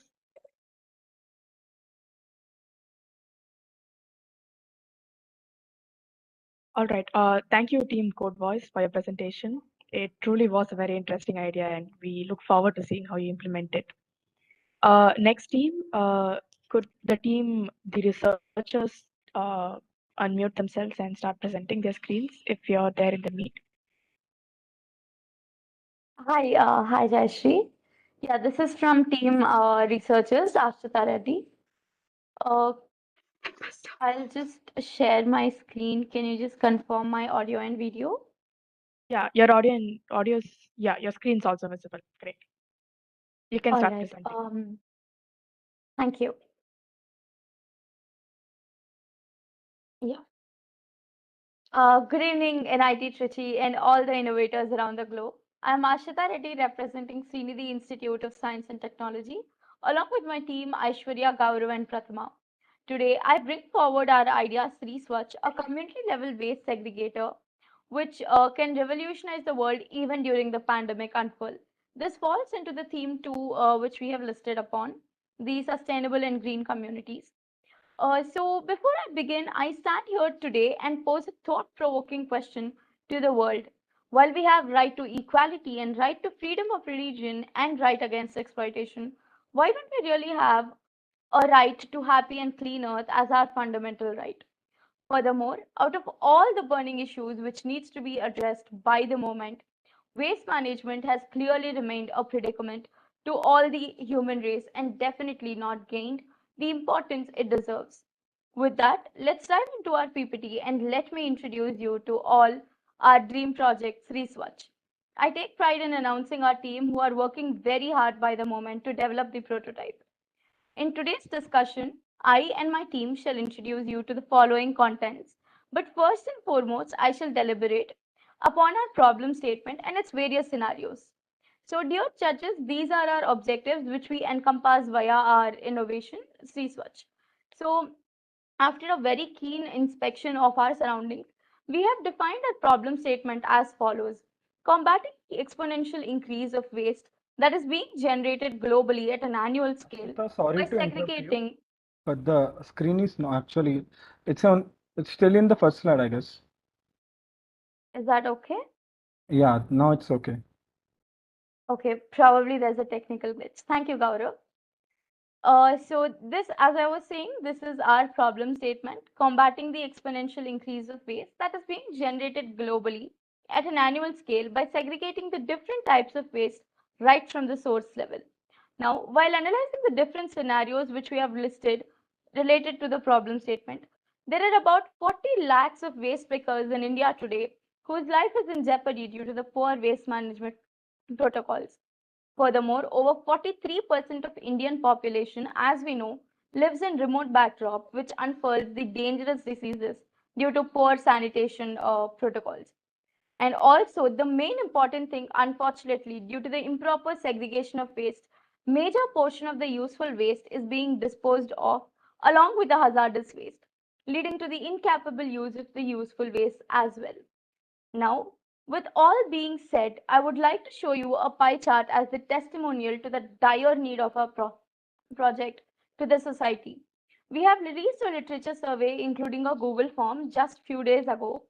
Out of all 463 responses that we have got 435 individuals who understand the prominence of our research and want to buy this product when it is released in the market. So, to further analyze our project, let's dive deep into the block diagram of our research. Simply explaining, research contains 3 units: input, hardware, and the output unit. Now, I would like to request Aishwarya to take over the presentation and express you to the design of research. Good evening, everyone. My name is Aishwarya from Trinity Institute of Science and Technology. I'm here to present our design, basically a model which we have designed based on some values of sensors and as well as hypothetical values of meshes and as well as the crusher. We designed as a cylindrical pipe where we dump the dust at the initial stage, and it consists of flapping circle which slides the waste from 1 kg to 2 kg per half or part. After that, it crushes the waste, as we know that there is a peels of vegetables and also the apple peels or any vegetable peels inside the plastic cover. So we want to remove that waste which is inside the plastic cover or any cover or inside the glass, like medicine inside a bottle of glass. So after the crusher, we want to segregate into 2 different stages of liquid, that is water as well as a liquid part. So at we are using a hydrophilic and hydrophobic mesh. So at the hydrophobic mesh, we are dividing into liquid and dumping into the oil bin. At hydrophilic mesh, we are segregating the water and dumping in the water bin. After that, we are getting a wet waste which is on the conveyor belt. While the conveyor belt is moving, the first sensor we are using is an metal sensor using a eddy current, which has a more magnetic sensor. So we are using that sensor, and it detects the metal and also the metal type of alloys, and it takes the waste and it pulls towards it and dump in the metal bin. After that, we are using a capacity proximity sensor, which detects the glass kind of particles. We are using a refractive index concept here. So which gets the refractive index similar to the glass level. It detects it and dumps in the glass bin. After that, we are segregating we are using IR sensor to separate the dry waste and put it in the dry bin, and our byproduct will be the plastic as an end product. So we are segregating most of the waste in our design. This is our design which we want to segregate at level by level, step by step. After that, Gaurav will continue. Thank you. Yeah, thank you, Aishwarya. Good evening, one and all. I'm Gaurav, one of the part of this research. So this mechanism is everything which is explained by my friend in the previous slide. So let's quickly move to the next part, next accept. So in this project, there are 4 main extensions to our project, like not only cleaning and segregating, but there are 4 extensions to our project. After discussing a lot to our project as an extension, we would like to encourage the user with some rewards like talk time coupons and etc. as the different companies are doing. And furthermore, with development of an application for further automating the opening and closing of the lid, the glimpse of the app will be explained by me in the further slides. And furthermore, we are developing our third extension is that recycling the useful wastage which we are after segregating. We are getting some wastage which which can be recycled, and we are giving it to the scrap vendors, local scrap vendors, which are present at the community or at the city level. And our most important fourth extension is compressor. We are using the compressor so that the capacity of the bin which we are using now, its capacity can be increased by compressing the waste which have been dumped in the previous the waste which is being dumped. So these are the four extensions of our project. Next slide, please. So as I told, this is a glimpse of our app's research. So our app consists of several stages of information exchange. As you can see, five stages. So our app, first we would like to exchange information via the cloud, through which the scrap vendors using our application will be notified that the waste is about to be the waste bin is about to be filled, so that they can collect the waste before it gets filled, or is the waste is expelled out of the bin. So further, we will communicate with the municipality office for collection of non-usable waste. So some of the salient feature of our applications are that, as I said earlier, we are rewarding our waste segregator with in our application, this application. So as we know that awarding the same amount of rewards to each and every member is kind of uh, kind of what we can say, that kind of judgment to the people who has sent the most amount of the wastage. So what we are doing is we are checking the weight or the quantity which they have been sending, and we are noting the details of the members, so that we can reward them as per according to it. And as I told, that automation, that is the opening and closing of the lid, is the main important thing which is being done by this application. So yeah, next slide. So this is the workflow that we made for ourselves. We have achieved all the plans that we are set for us. As you can see, the tick marks. Now we are finally heading towards the paper publishing. So this was a flow. So yeah, Aishwarya, I'm once again asking Aishwarya to continue. So I'm here to explain a chart. Our flowchart consists of a series of instructions, which gives the initialization to a LCD, as well as we use the Wi-Fi module as buzzer. After initializing LCD and Wi-Fi module, it gets our first sensor will be using ultrasonic sensor to detect the waste in the bin. Waste in the bin level is at initial zero level, or it has been any above the 10 centimeters level. So we are dividing that, and we are indicating through our Wi-Fi module. So if the Wi-Fi module gives the information that the waste level is full or not. After that, we are moving to the gas detection. Any harmful gases are detected or not. If no, if yes, it will give the Wi-Fi module indicator in the type of message. And as well as if not, it moves the next sensor. We are using a metal sensor which displays in the LCD screen. So and we have connected to the buzzer, which gives the indication that metal has been detected. And if after buzzer, we are using a wet sensor, moisture sensors. So we have to indicate that wetter and dry sensors are used. So we have used a button for the dry sensor, because both we are using similar sensors to indicate the wet and dry. So the key is on and off to indicate the dry sensor is detected or not. And this continues in the loop after the LCD displays dry or any sensor level. Next slide, please. This is our initial model, which we have made. The first picture gives the initial circuit, while we are using a transformer, 120012 transformer, and also the converter. And we have connected all our circuits using that. And after that, we are using a Wi-Fi module app, which is known as the Wi-Fi controller, which is displayed on the right side. So we are displaying our trash can first at the ultrasonic sensor circuit. After filling up the bin at the 10 centimeter level is indicated. So we have used our hand instead of a cup. So we have displayed that the waste level, dustbin level has filled or not.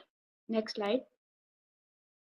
Moving on to the next sensor, our smoke detection sensor, which we use agarbatti to detect that is a smoke is detected or not. After that, we have segregated our waste into dry and wet using a key. And after that, metal detector, we have used a lock. If that metal is detected or not, it gives a buzzer sound, and also the indicator in the LCD screen.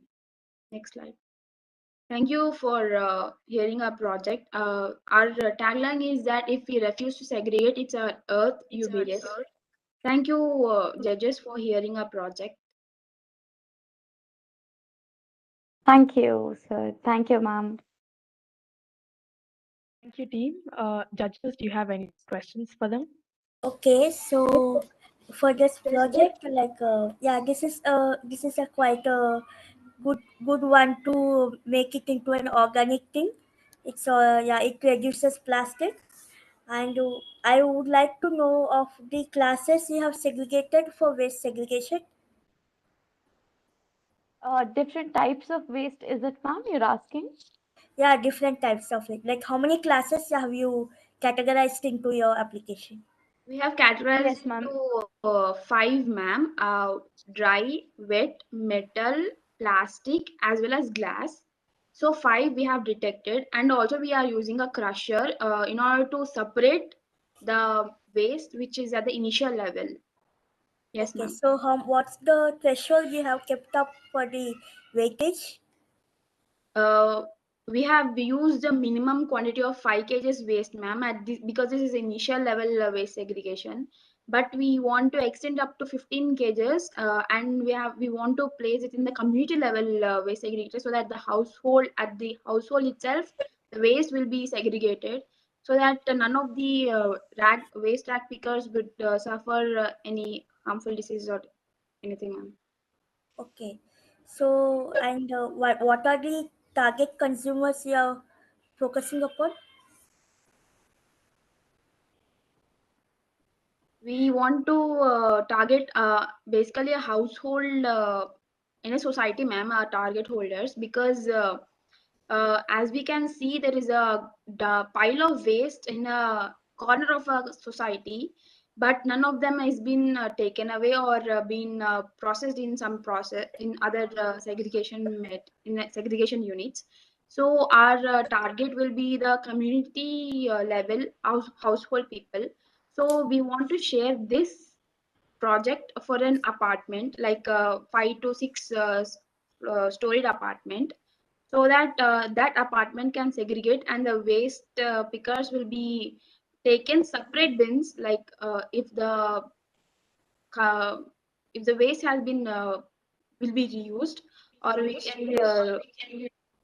can reuse the waste, so that the waste will be separated, and the used material can be used for making pots, or we have researched on reusable materials. So we have that those reusable materials could be like uh, melted pots, or we are using vegetable peels, making up plates, like reusable plates, ma'am. Those Okay, are our so targets. you're making the waste into a reusable ones. Ma'am, Yes, ma'am. actually, yeah, thank you, Aishwarya. Thank you, ma'am. Ma'am, actually, the main idea of our project is that, as we know today in the present world which we are living, we know that every day in the morning, if you are living in a compartment or if you're living in a society, so a person with the trash can, with a trash vehicle is coming, taking your all the waste and taking it to the somewhere out of the city and dumping it there. So our main motive was that when we are dumping all the waste there, can be possible that there might be several diseases which can be produced from there. Like as we know that malaria and different like as we know that insects are being there, they take birth there, like different kinds of mosquitoes, and they spread malaria and all.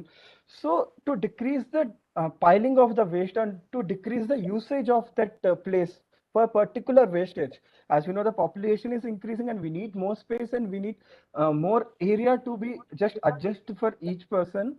And So we are came up with this idea to keep this segregator in every compartment or in near the every what we say a community, so that every day the waste can be segregated, and the useful waste, as my friend told, the useful waste which can be used to recycle once again, which can be used by them once again, so that the place which has been taken by the waste in piling all the things and segregating is decreased.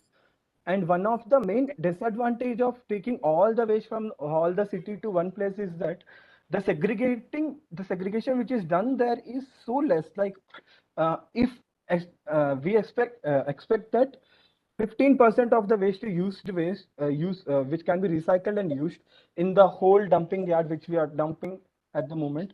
So it is decreased to 0 or 5%.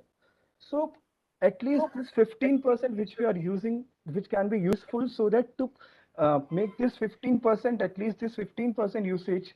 So we are to use this 15%, we are making this research in the every community level at the So present moment. the organic waste to whatever it's extracted is that you're saying that it's converted into a reusable ones. So is that a part of your application, or it is into a further partnerships or kind of an expansion to make it better? Ma'am, actually, at the present moment, our main motive is to segregate all the things, and further we are still thinking about it, ma'am. Our main idea was that, as we know that uh, the segregation can never be done 100%. So our idea was that if the segregation, the amount of waste which is being segregated, we will use that waste, so that so for the let us think that 70% of the waste is being segregated. So we will use further 70% to as a utilizer, so that the organic waste, whether it be anything like my friend told, using the vegetable for peels and different ideas, ma'am. So we are first only considering this to segregate the waste. Okay. So and for this, you have mentioned that you're getting out the notifications with respect to filling. I mean the filling of the wastage bins. So Yes. for that, how is that notification done? Is it through cloud technology, or is it through the direct email or some kind of communication? We are using an Ma'am, we app, are ma'am. Yeah, Ashita, continue. yeah, we are using a simple Wi-Fi module, ma'am, and we are interfacing with its Wi-Fi controller app. That is how we are getting all the notifications, whether a smoke Okay, is so detected or. who's getting the notifications? For now, we have kept to our number itself, ma'am, but later on, when it's fully deployed, we wanted to take local scrape vendors and give them the number, I mean, give them the status, so that they can come when the bin is full, collect and go away. So this is the thing we have planned. Okay. So along with you, it also notifies the community as well. Exactly, ma'am. That's Okay. right. Okay. All the best. Thank you, ma'am. Thank you so much, ma'am.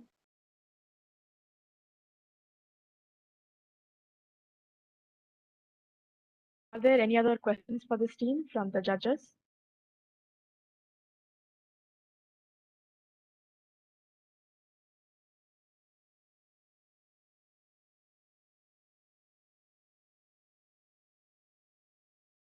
Nigta ma'am, would you like to ask them any questions?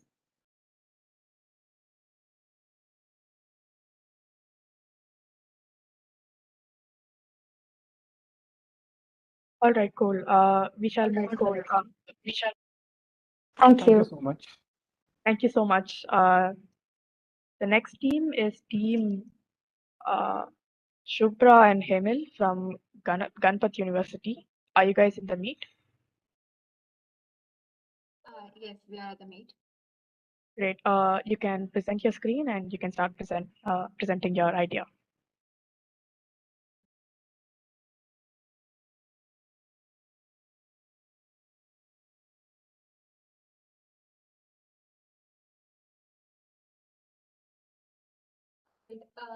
So We are Supra and Hamil, and we are from University, Ahmedabad.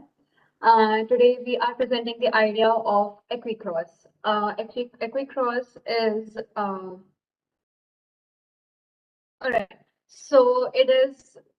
It all started when we used to face lot of buffer time when we are traveling, that we had to stop for a crossroad which was which was having empty roads, but still we had to stay for that 3 to 4 minutes, and we came up with this idea regarding this.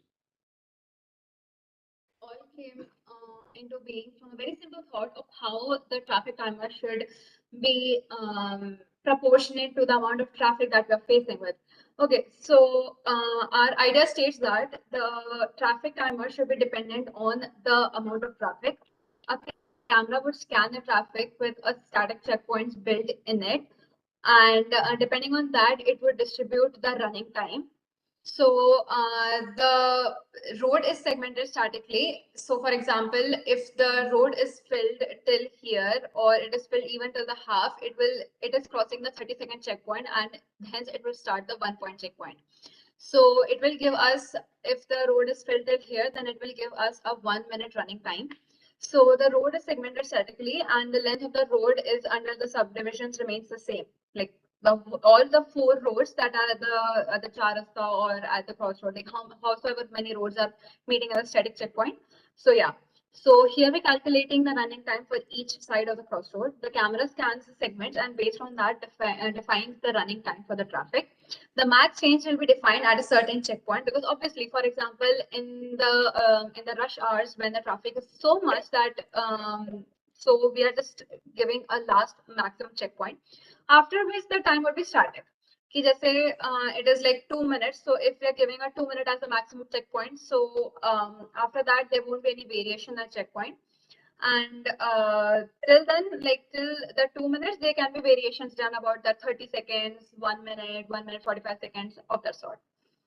So furthermore, we are using the current cameras that are installed at the major crossroads, so we can scan the traffic. Our database will be based on the fact that the running time of the traffic body should be directly proportionate to the size of the traffic and the average speed of that whole segment of traffic. The timer then gets updated as soon as the turn for that particular side of the road comes.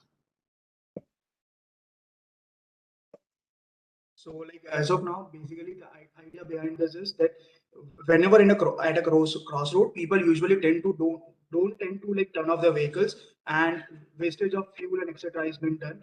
If there is less traffic and timer is also less, then we can also save fuel regarding it. And yeah.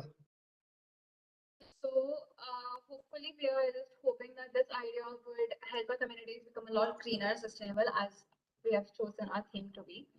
And that's it. That's a very basic idea. Any questions for us?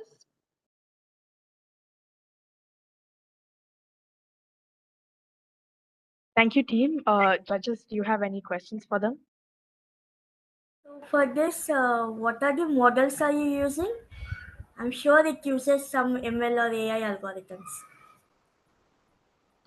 In fact, it is a very simple model. We are not actually using any prediction, or we are not using any ML based anything. It is just how our database is made. So database is then connected to our signal. So database has some major checkpoints like the average speed and the amount of traffic or the amount of road that is being covered. You get it? Like the amount of traffic.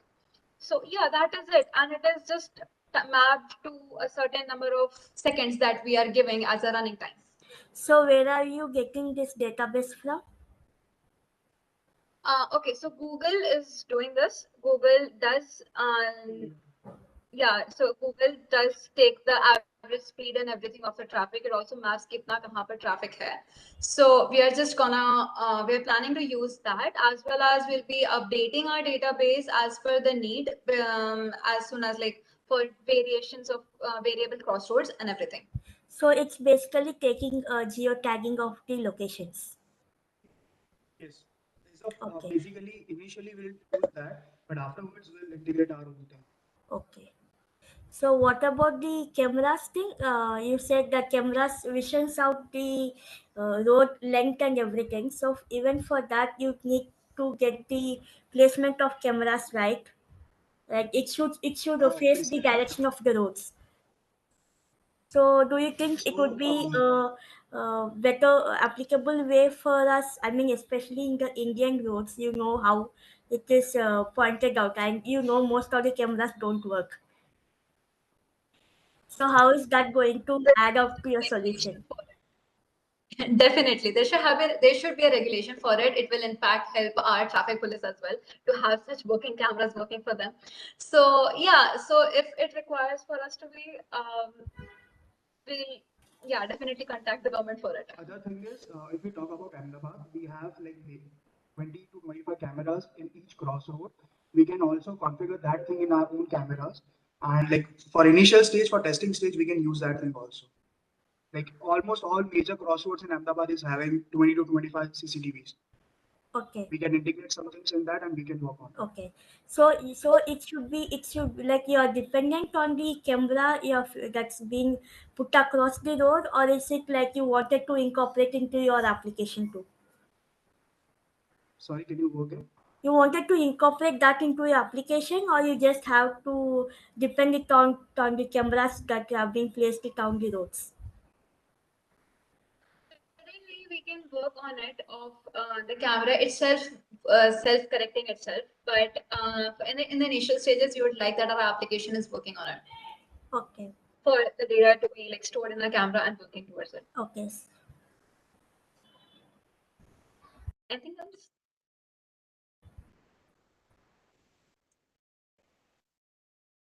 Are there any other questions for this team from the judges?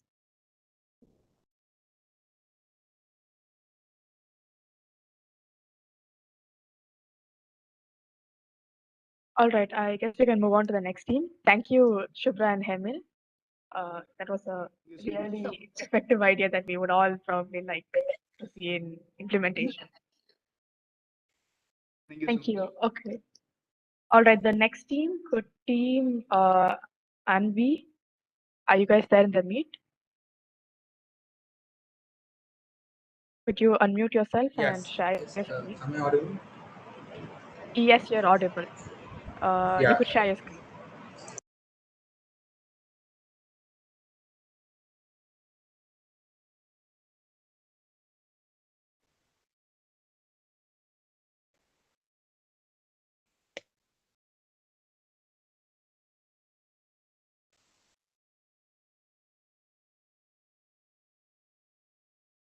We don't have feminists.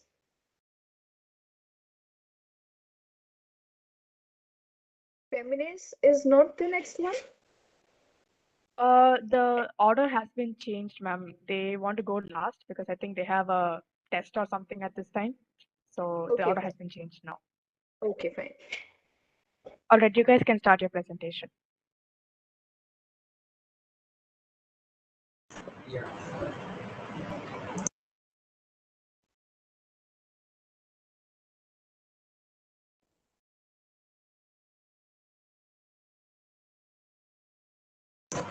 Just a minute. Our teammate is joining the meet. So.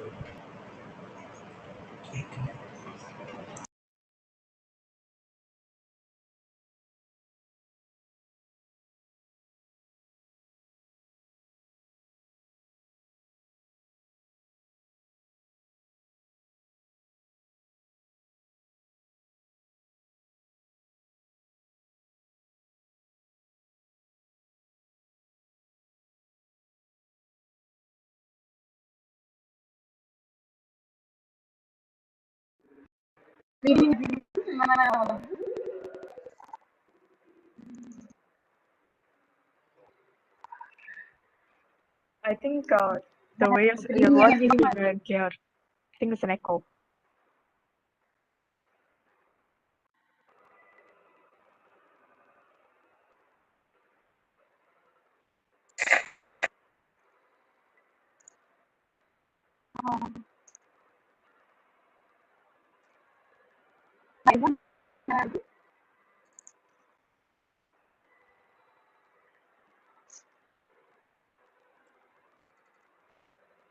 Alright. Hi, good evening, everyone. We are Team Andy. We stand for Assistance and Navigation for the Visually Impaired. So this is our project, and we'll be presenting our progress and our idea to you guys today. Um,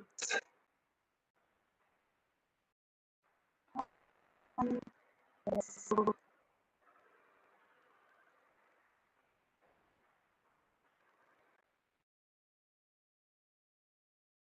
Okla, I think you're not audible.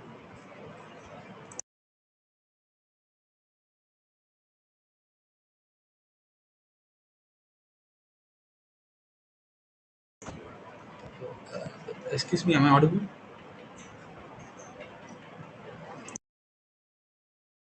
It isn't.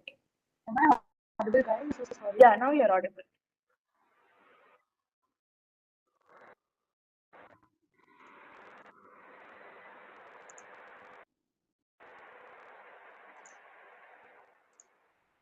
I hope I'm audible.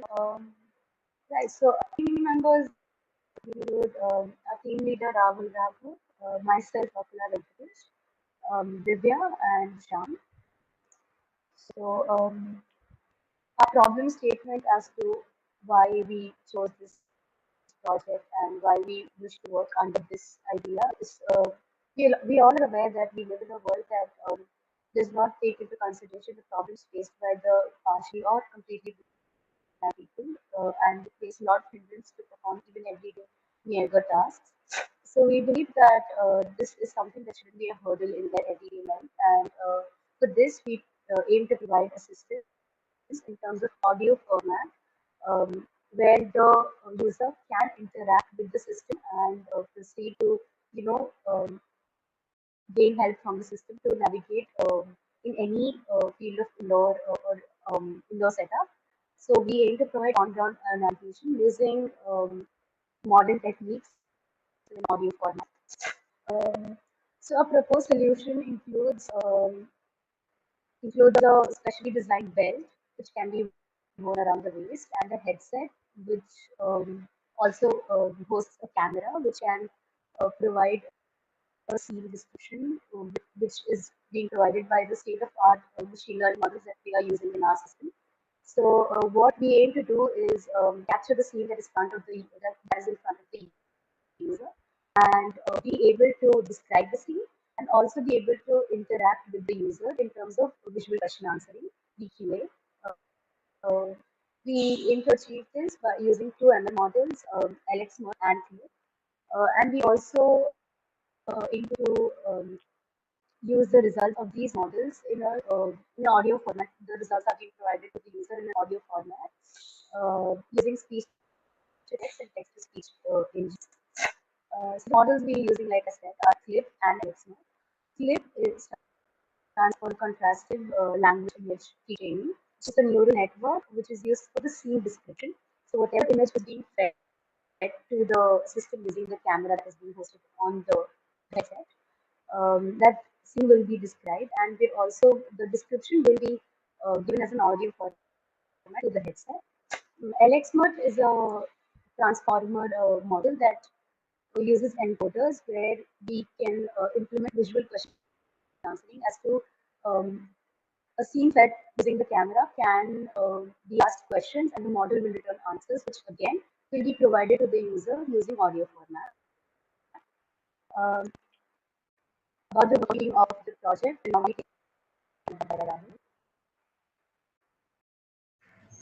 Yeah, I hope I'm audible. So in our model, in our prototype, there is a mini computer called Raspberry Pi. So it is used to compute the required ML models. So what we do is we have a camera and then a time of flight distance sensor and then headphones that are worn by the person. So the camera is acts like another eye for the blind person because the blind person cannot see the environment for himself. So the images from the camera is captured according to the will of the person, and then this image is used to run inference on machine learning models. These models are state of the art models.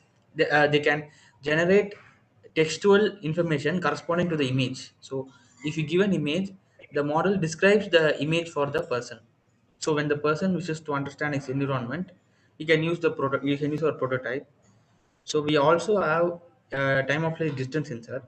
So one of the dangers that is faced by blind people most probably is falling in pits, hitting a obstacle, and things like that.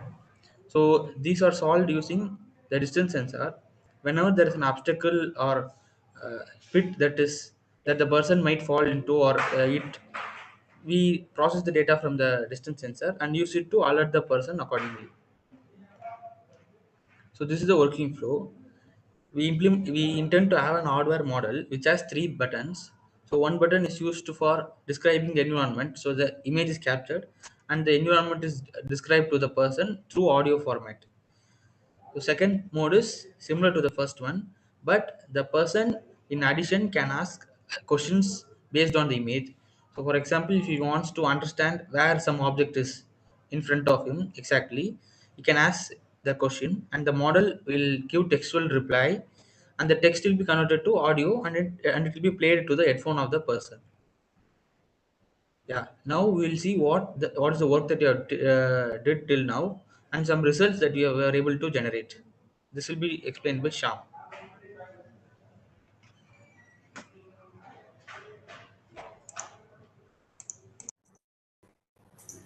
Yeah, good evening, everyone. I hope I'm audible. Yeah. So basically, uh, these are the results that we obtained from the models that we got. So basically, what we did was we ran some images to the model.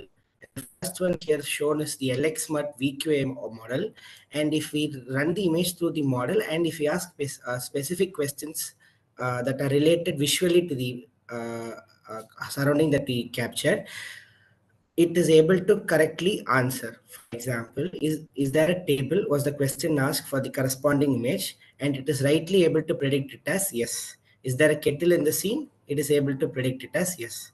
So similarly, we ran through another image that is an outdoor image that is on the right side of the slide, and we are asking what is the place, and it is able to reply as hallway. Yeah, this is for the LXMUT model. Now, moving on to the other model that we basically use, that is called as CLIP. It is for image captioning. So if we run an image through the model, it is able to accurately describe the scene. For example, here on the left, we can see there is a bicycle standing in front of a building. And it is also able to correctly guess that a bicycle is placed outside of a building. In the right example, we are seeing two men sitting with the laptops. So it is also able to correctly predict it as two men sitting at a table with laptops. Yeah, so basically moving on to the design of the entire prototype. So our design majorly consists of two parts. The first one being the headset that has the speaker, mic, and the camera. And the second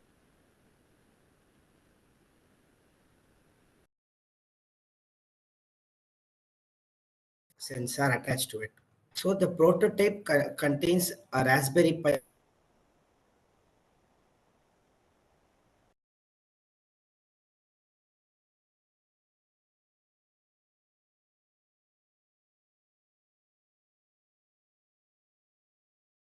sensor of 30,000. So this is the different views of the headset, and this headset alone will weigh around 550 grams. So it has a fanny pack, a time of flight sensor attached to it. Yeah, and this will be the headset. So this around will weigh around 300 grams. So it has a camera also attached to it. Yeah. So to give an idea of how the final prototype will look like, we attached it to a human model, and this will give you a fair idea of how it will look. Yeah, over to Rahul.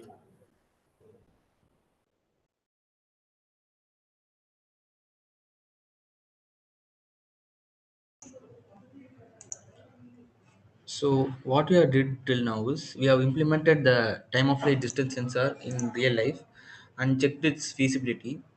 So it is very accurate as compared to previous technologies like ultrasonic sensor.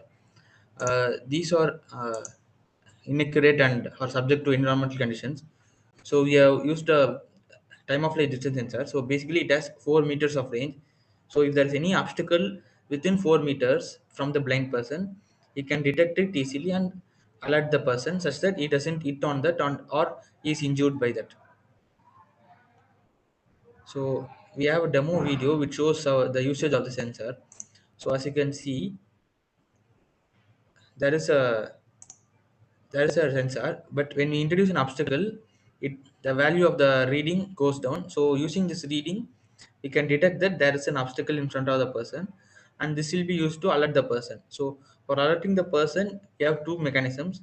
One is through audio input that the through the headphone that the person wears, and the next one is through the haptic sensor that we have placed in the belt, which will give a vibration whenever a sudden obstacle is detected. So this example shows you how we'll detect a sudden obstacle. For example, whenever there's an obstacle, we can detect that the value of the distance sensor output will drop significantly. So using that, we can detect any type of obstacle. So this part will be explained by Vakola.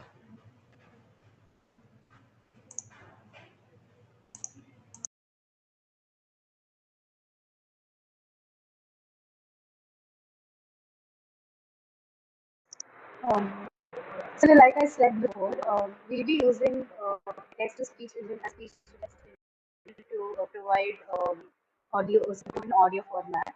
So here the text is we've implemented a text-to-speech engine, and we've used it in our system in an offline setup so that the user would not have to depend on network, and which it has been successfully enabled in our prototype so that it is interactive and user friendly. In future, we also hope to add support for other languages and not just restrict the system with, you know, the language. We also have the offline implementation of the model which has been running online till now because we have been running these in collab, but we tried to perform these in offline, and further we released the offline implementation of Clip as well in the video. And to eliminate, like I said, to eliminate the network difficulties that one might face if it's a network dependent system, we have tested it run offline on a Raspberry Pi 4.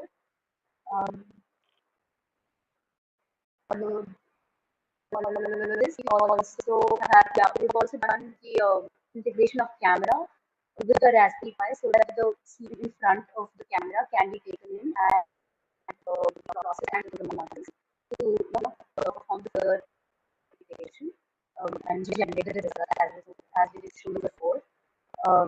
So this has also been done offline. Now, this is a more comprehensive approach of the implementation of the image captioning model. So we integrated this model with the text-to-speech engine. So the model will return the result in the text format, like you saw in the previous slide, as to be describing the scene in the text format. This text format is converted to speech format using the EYTTSXD, that is Python text-to-speech engine version 3, to get a fully audible, audio format supportive system. And this output will be sent to the user via the headset. And so both the image captioning and audio format support is provided, which can be seen in the video below.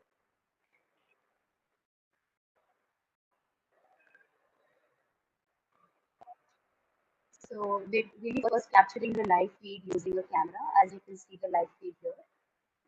And we'll be capturing one image from the live feed. And as you can see in the terminal there, the result of the clip model will be also called out and printed there.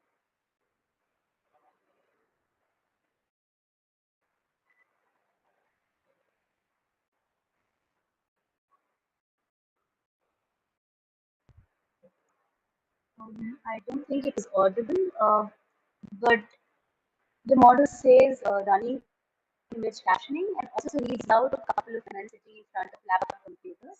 And it also asks the user if they would want to, for describe the further scene from the feed. which is an audible version. I don't know why it wasn't playing here. However, that is something that get implemented. Rahul,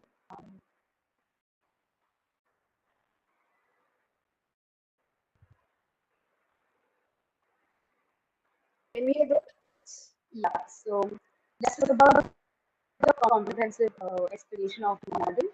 And to wrap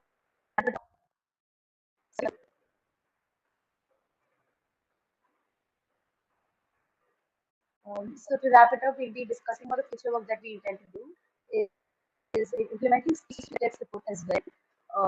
The user will be given commands which will be taken by the model, and there will be no need to type to run. We need to type to run the model. So basically, speech-to-text support will be enabled on VQ and Clip as well. We'll be building the hardware components further as we have in the design prototype, and we'll also be implementing the finished product. Like I said, we be providing support for all the other languages, and we're making the prototype optimized for a real-world environment, tackling all the real-world challenges. Why do we think our solution is new and important is because the existing solutions are outdated and are not as efficient as our system. As our system can measure up to 4 meters with a field view of 27 degrees, and the existing solutions are outdated and costly. As you can see, the mini-guide US uses the ultrasonic sensor-based system, and it costs around 40K in international fee. And so, using state-of-the-art ML models, it is an inexpensive yet sophisticated approach to the entire problem. That's about it from our side. You guys have any questions, you can ask. Thank you.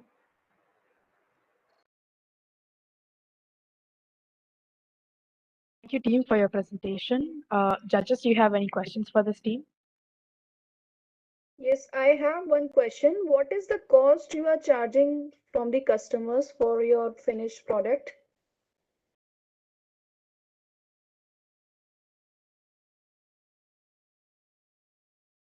Am I audible? Yes, ma'am, you're audible. Like One of you you take up. mentioned the slides. I was asking what is the cost for your product? What's there in your mind? I like the product very much. It is definitely going to have a great impact on the visually impaired people. But how affordable it is? How much are you going to charge for your finished product? And how Yeah, ma'am. So Yeah, roughly we estimate it to be about 13,000. Okay. This is the estimate cost you're charging from the customers. Yes, ma'am. Okay. This is the cost of the model, ma'am. We have not we are making a prototype.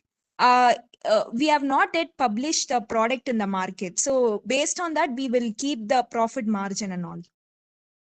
So that's what I'm asking. I know this is the cost you have invested. Oh, I'm asking what will be the cost of the finished product for the customer? That we have not yet decided, ma'am. We are just working on the prototype. So that we have not yet decided. Okay, but I would advise it should be very affordable because only then that is going to work for you guys, because that the things which like you have revolutionized, like this is a very revolutionary product for the visually impaired. So many people would be in need for this, and this is certainly going to impact their lives. So it should be in a very affordable price. That's what I would like to advise. Yes, ma'am. The major thing is this we are solely doing for research purpose, ma'am, not for money. So the profit margin won't be very high. We just want to release the product in the market just for the research purpose. Okay, fine. Good. Are there any other questions for this team?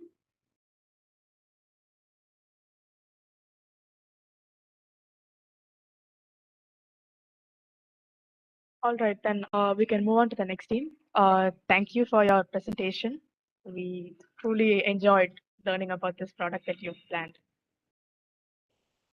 All right, the next team, we can go with Team Fantastic Four. They weren't able to come for this slot earlier. Judges, this is the fourth team in your list, which was supposed to be at the 4:55 slot. Fantastic Four from Congo Engineering College with the theme of Smart Tech Innovation. If you guys are there in the meet, you can unmute and start presenting your idea. Are we audible? Yes, you're audible. Yeah, okay.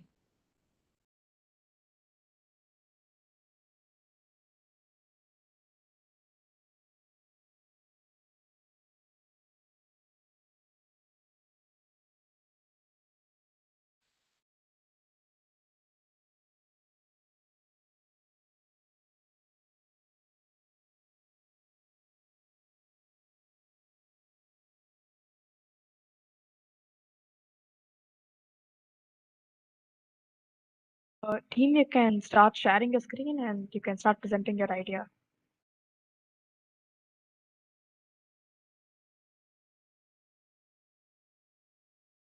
Hello, am I audible?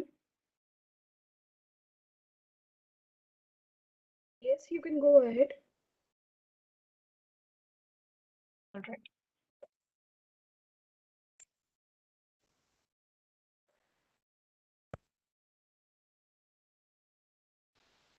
Good evening all. I'm myself Farina and my team members Mukila, Sophia, Priyadarshini are going to present a paper on the topic of smart wearable device for children.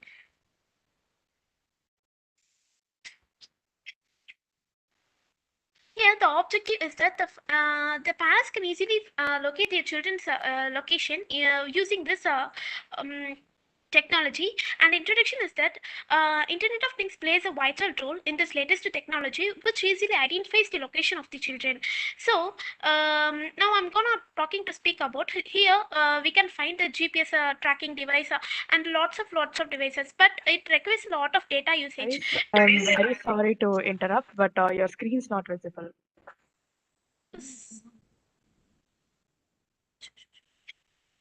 Ma'am, yes, ma'am, we will check, ma'am. Yes, sure.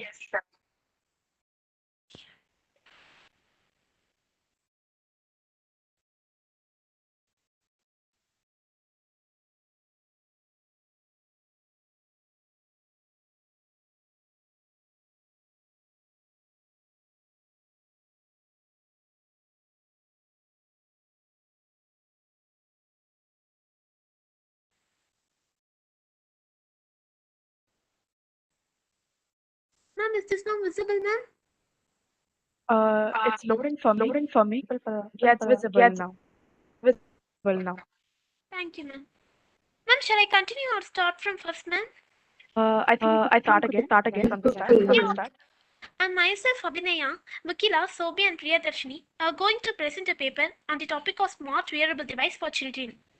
Here, the objective is that the parents can easily locate their children's location using this technology. The introduction is that Internet of Things plays a vital role in this latest technology, which uses a technology about the children can easily find their location with the help of parents' mobile device. And currently, there are lots of devices which we will easily find using the GPS tracking device and lots of etc. So for the GPS tracking, we require lots and lots of data. So to ignore that. Disadvantage here is the new technology I'm going to speak. To overcome this drawback, the system can be used by sending an SMS by the parents to their children's wristwatch in the mode of communication, SMS communication. And this is the module for our technology. And it is a wearable device, that is the Arduino and based on the 8 MHz T2 8P microcontroller. It receives the data, and the user can find the information easily, which is in the understandable format. So the parents can easily view the data from their mobile phone to find the location of the children. And I'm gonna speak about GPS location sensor. For determining it, the parents can easily find the real-time location of the children by using the module PMB648 GPS, and it connects the Arduino and the GPL module established with 3 wired connections. And next I'm going to talk about temperature sensor. Here we can easily find the temperature around the children using a seed studio group temperature sensor. Here the temperature is connected to the Arduino and GSM shield using a group based shield, and it contains 8 digital ports, which is ranged from D1 to D8, and 4 analog ports ranging from 8O to 83, and 4 DC ports. Therefore, the temperature sensor can easily detect the temperature around the children by using an SMS keyword called temperature. And the next one is UV sensor. This easily finds the ultraviolet radiation around the children using the UV sensor, and it works by the electrical signal and highly sensitive sensor. So using the sensor, the parents can easily detect the UV radiation around the children. Here, the SOS light is able to alert the people nearby the children whether they are in a dangerous situation or they are safe in a location that the children was missing. And using that wristwatch, this SOS light makes the parents to easily locate the place of the children. And the next is distress alarm buzzer. The parent can locate the children by making a very loud sound alarm on the wearable wristwatch. So to achieve this, we have used an Growseed Studio buzzer, and it emits the piezo electricity module to make a such sound, which might the parents can easily find the location of the children. And it is also accessed by the SMS text using the keyword bus. This keyword can be accessed by the parents, and it's not a necessary condition to use alone only a smartphone. We can use any kind of device to find the children's location. And now Arduino GS. I'm going to talk about Arduino GSM Shield. And now it transfers the information through the SMS, which is generated by the parent's cell phone to the children's wristwatch, and it uses 56 to 114 kilobit per second. And it uses the keywords such as location, temperature, UV, bus, SOS. So these type of keywords can be used by the parent, which makes it easy to find the children's location. And the next one is cell phone SMS app interface. This technology is based on an app which can be developed, and it also makes easy for the parents to locate the location. And it uses the Arduino GSM shield, which transfers information from the user via the SMS, and it uses the GPRS in expansion, general packet radius service, and it uses 56 to 114 kilobyte per second, as similar to Arduino GSM shield. And here I have given a pictorial representation of the app. Here you can see the cell phone SMS app and the app for location sensor, and you can see here the Google Map, which will accurately shows the location of the children. And the SMS app screen is used for UV and temperature sensor. And the right you can see the distress alarm buzzer, which was made by the parents to easily locate the children's location. And in this app, we can use the camera module, which will be accessed by the text message called a snapshot.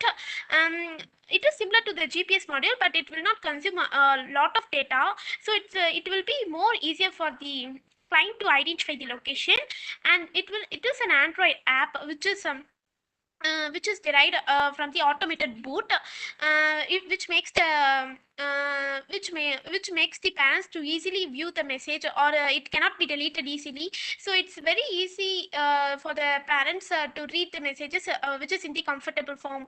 And the conclusion is that this paper aims in that whenever the children in danger or in a they are missing in a safe location, the parents can easily find the children's location by the wristwatch which is wired by the children, and it can be accessed by the parents in the text message which the app is mainly pointing out, and it can be accessed and the parents can easily find the location of the children and the temperature around the children, and using the buzzer sound which will makes easier for the parents and etc and etc.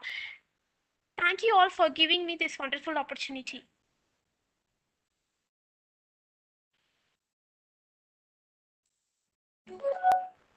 Thank you, team.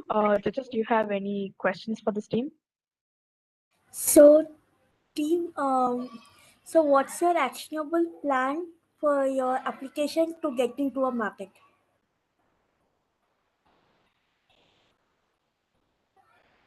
Ma'am, first of all, good evening, ma'am. Ma'am, this is an Android app, ma'am, which will makes the parents to easily find their children's location, ma'am, by using the SMS text, and there are lots of benefits by using this app, ma'am. It will not consume more data, so it will be very easier, ma'am. Okay, so like, what's your strategy to make it more comfortable for users to get into your application? Android app, ma'am, because the children can have only the wristwatch, so it can be accessed by any kind of devices. But in my point of view, Android app is very comfortable because nowadays everybody having smartphones. They can easily access the smartphones by having an Android app. They can easily identify the location, but it's not a compulsory to use only the smartphone. It can be accessed by any kind of devices, ma'am. So it's like Windows compatibility. It's compatible for every kind of user interfaces. Yes, definitely it is compatible for any kind of devices. It can be easily accessed, ma'am, by the parents with any kind of devices, ma'am, to connect to the wristwatch which is worn by the children. Okay. Thank you, ma'am.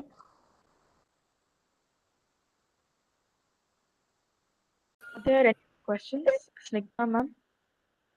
No questions.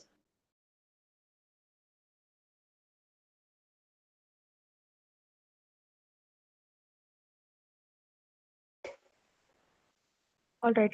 If there are no questions, we can move on to the next team. Thank you. Thank you for presenting your idea. We really enjoyed listening to it. All right. The next team, the final team for today, is Femnance from NIT Trichy. Are you guys in the meet?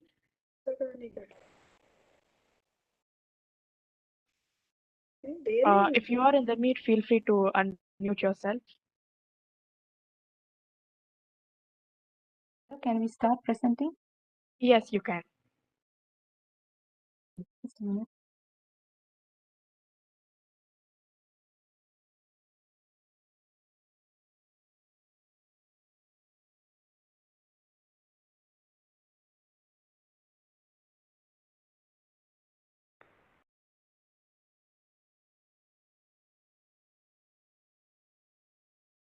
Can you see my screen now?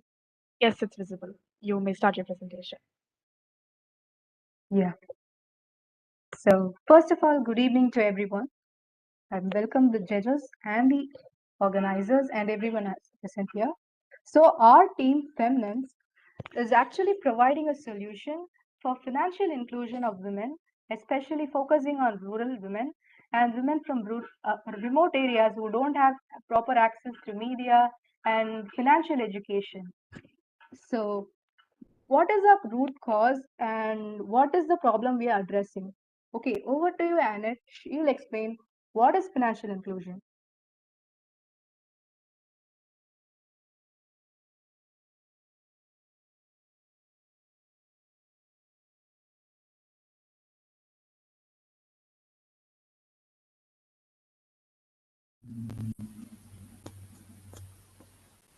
Okay, so financial inclusion is basically means to provide everyone with equal opportunities to access financial services like banking, loans, and or credit cards. Many people, especially women, still lack access to financial services as well as financial, and this is towards women's economic empowerment. So let's move on to our vision.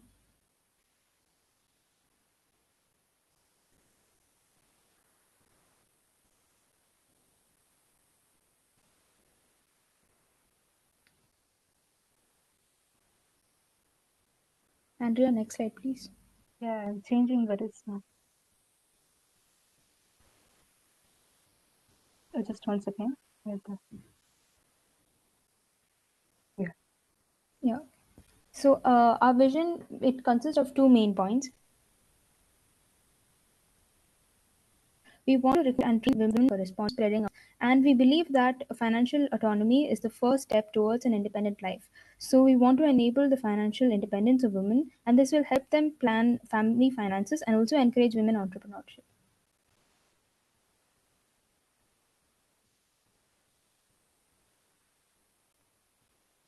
And your next slide. Yes. Sorry for the inconveniences. There's a lag in changing of slides.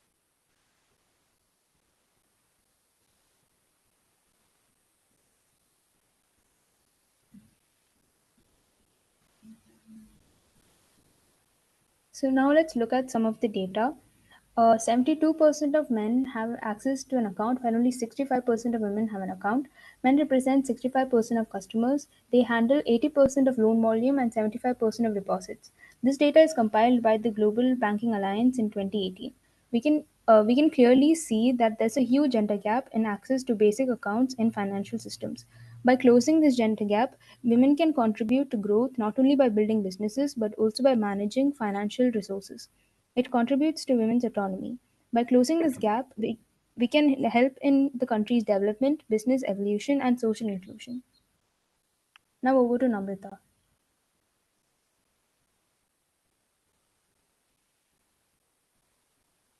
We can mainly classify the barriers faced by women into 3 main categories as demand side and social norm barriers, supply side barriers, and the third one is legal and regulatory barriers.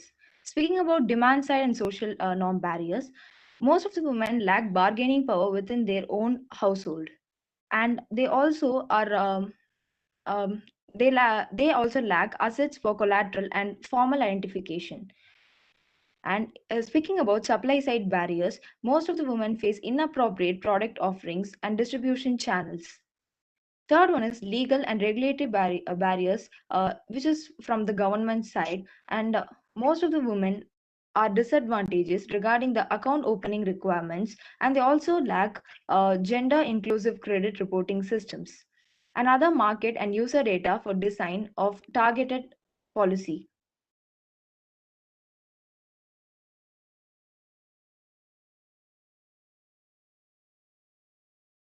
So most of the women face challenges in increasing access to and usage of financial services because of the time and the cost expended on reaching a bank outlet, especially in cases of rural places of Uttar Pradesh, Bihar, and Rajasthan, where this mobility of women is extremely restricted. Women are reluctant to visit the bank outlets because they are dealt summarily by a male staff.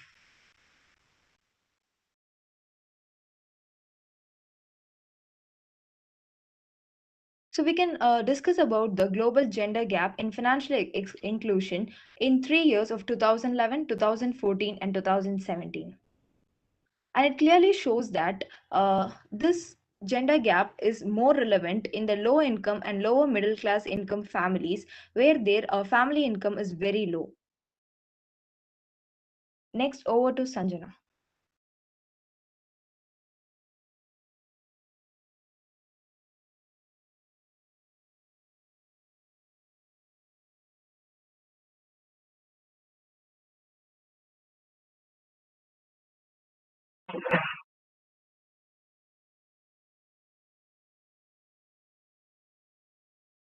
We have then classified rural women based on the financial service space available for them.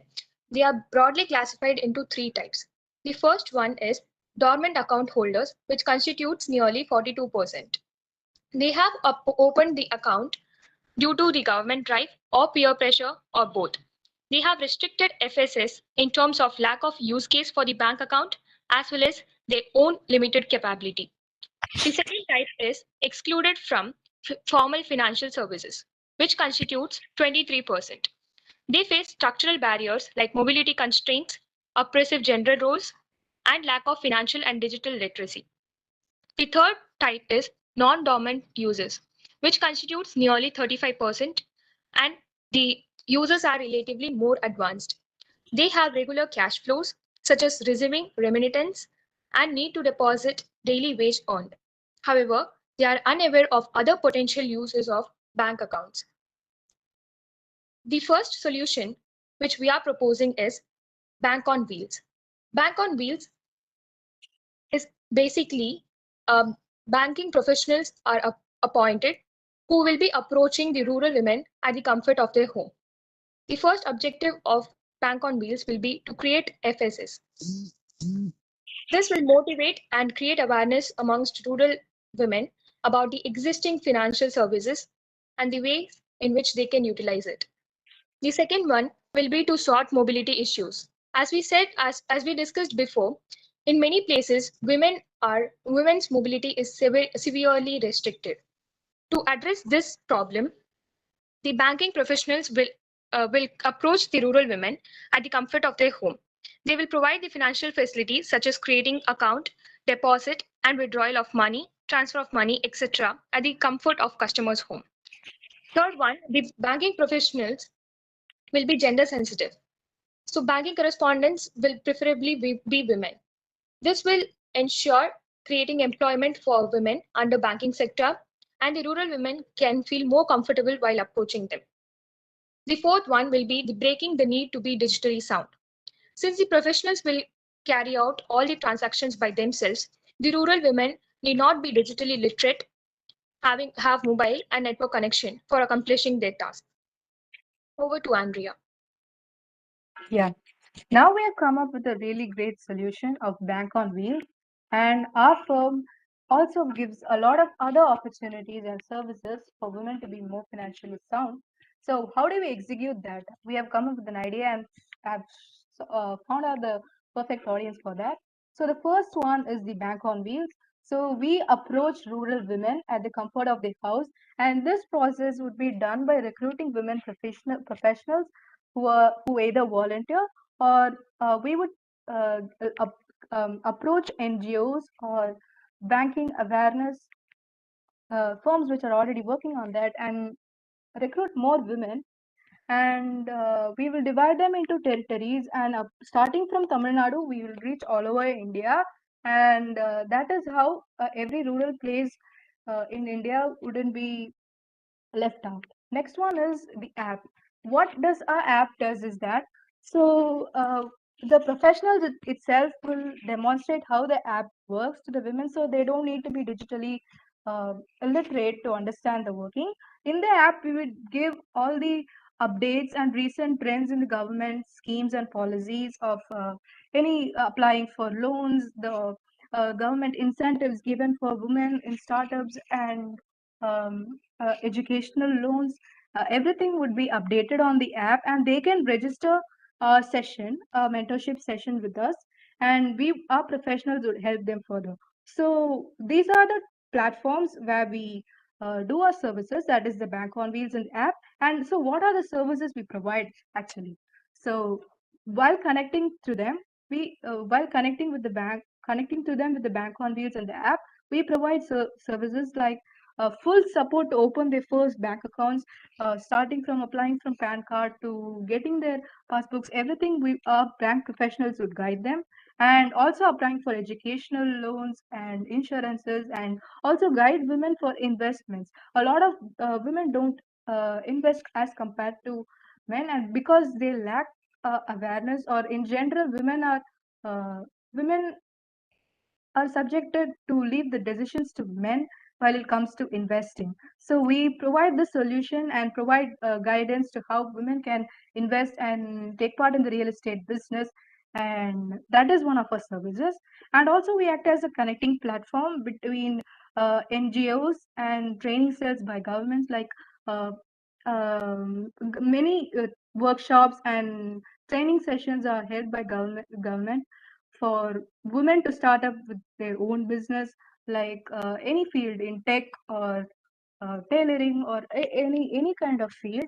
So women must be encouraged to be financially independent and start up their own firms. And we promote that by connecting them to workshops and sessions, and also for applying for the uh, government schemes like previously listed in the app. That is what we are going to do in general of the solution. So how do we get the money for this? We are planning to be a non-profit organization, and the basic funding might be from crowdfunding, or yeah, that is what we are planning to start up the firm first. So that is about our solution, and I hope it really adds a great value in the financial inclusion sector. Thank you for giving us an opportunity to present a solution. Thank you, guys. Yeah. Thank you, Yeah, that's team. it. Judges, do you have any questions?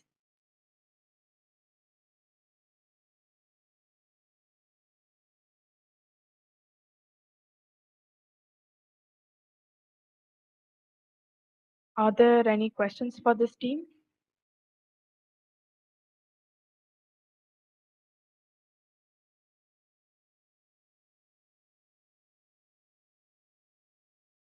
Did you say anything? We weren't able to hear. No, it's all good. Yeah.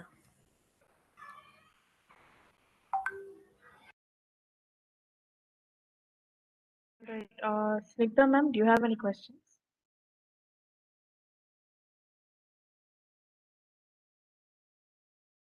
Ma'am, I think you're muted, ma'am. We're not able to hear you. I'm saying it's a very fantastic idea. I have no questions. Very good concept. Thank you, ma'am. Thank you, team. This brings us to the end of this Ideathon finale. Our greatest heartfelt thank you for all the teams for participating in this event, from submitting your ideas to presenting them here. We truly enjoyed all your insightful ideas, and thank you so much. Thank you so much for participating. And we'd also like to thank our judges, Snigdha ma'am, Rishi and I Pratima were ma'am, expecting and to hear from a also great speakers, and that definitely turned out to be true. exactly. Thank you for all the judges for taking time off from your schedules and spending time here with us, giving your insightful feedback and questions and encouraging us to think further on our ideas. Thank you Do you so have much for including me and to this event. And yeah, it was a great way to see out all the enthusiasts who are being inspired with more such ideas that might help out in the future technology scope. And that's really a good platform to showcase the future ability of what people can achieve. So that's really a good suggestion of teams put out for presenting out their ideas. So that's really a fantastic event overall, and thank you for including me. Thank you so much, Pratima ma'am. Yeah, I would also like to thank you for inviting me to giving me the honors. And I was really very, very excited about it because I am myself a startup. So I am always very, very enthusiastic about hearing about the new innovative ideas of the young enthusiasts. So it was overall a very, very nice, fantastic experience. And I hope these guys get good guidance and good funding in near future, and they can just market their product. Thank you so much, ma'am. Thank you, everyone. Regarding the results of this competition, we would let you know about this in the next couple of days after we collate all the results. So do check out the Conclave social media, the WIN-NITT social media. And for those of you who are available now, the Conclave inauguration is going on right now. So if you would like to join there and check out the metaverse that we've set up for this event, please do so. And it would give you an opportunity to see NIT Trichy. So we hope you enjoy it. Thank you so much, everyone.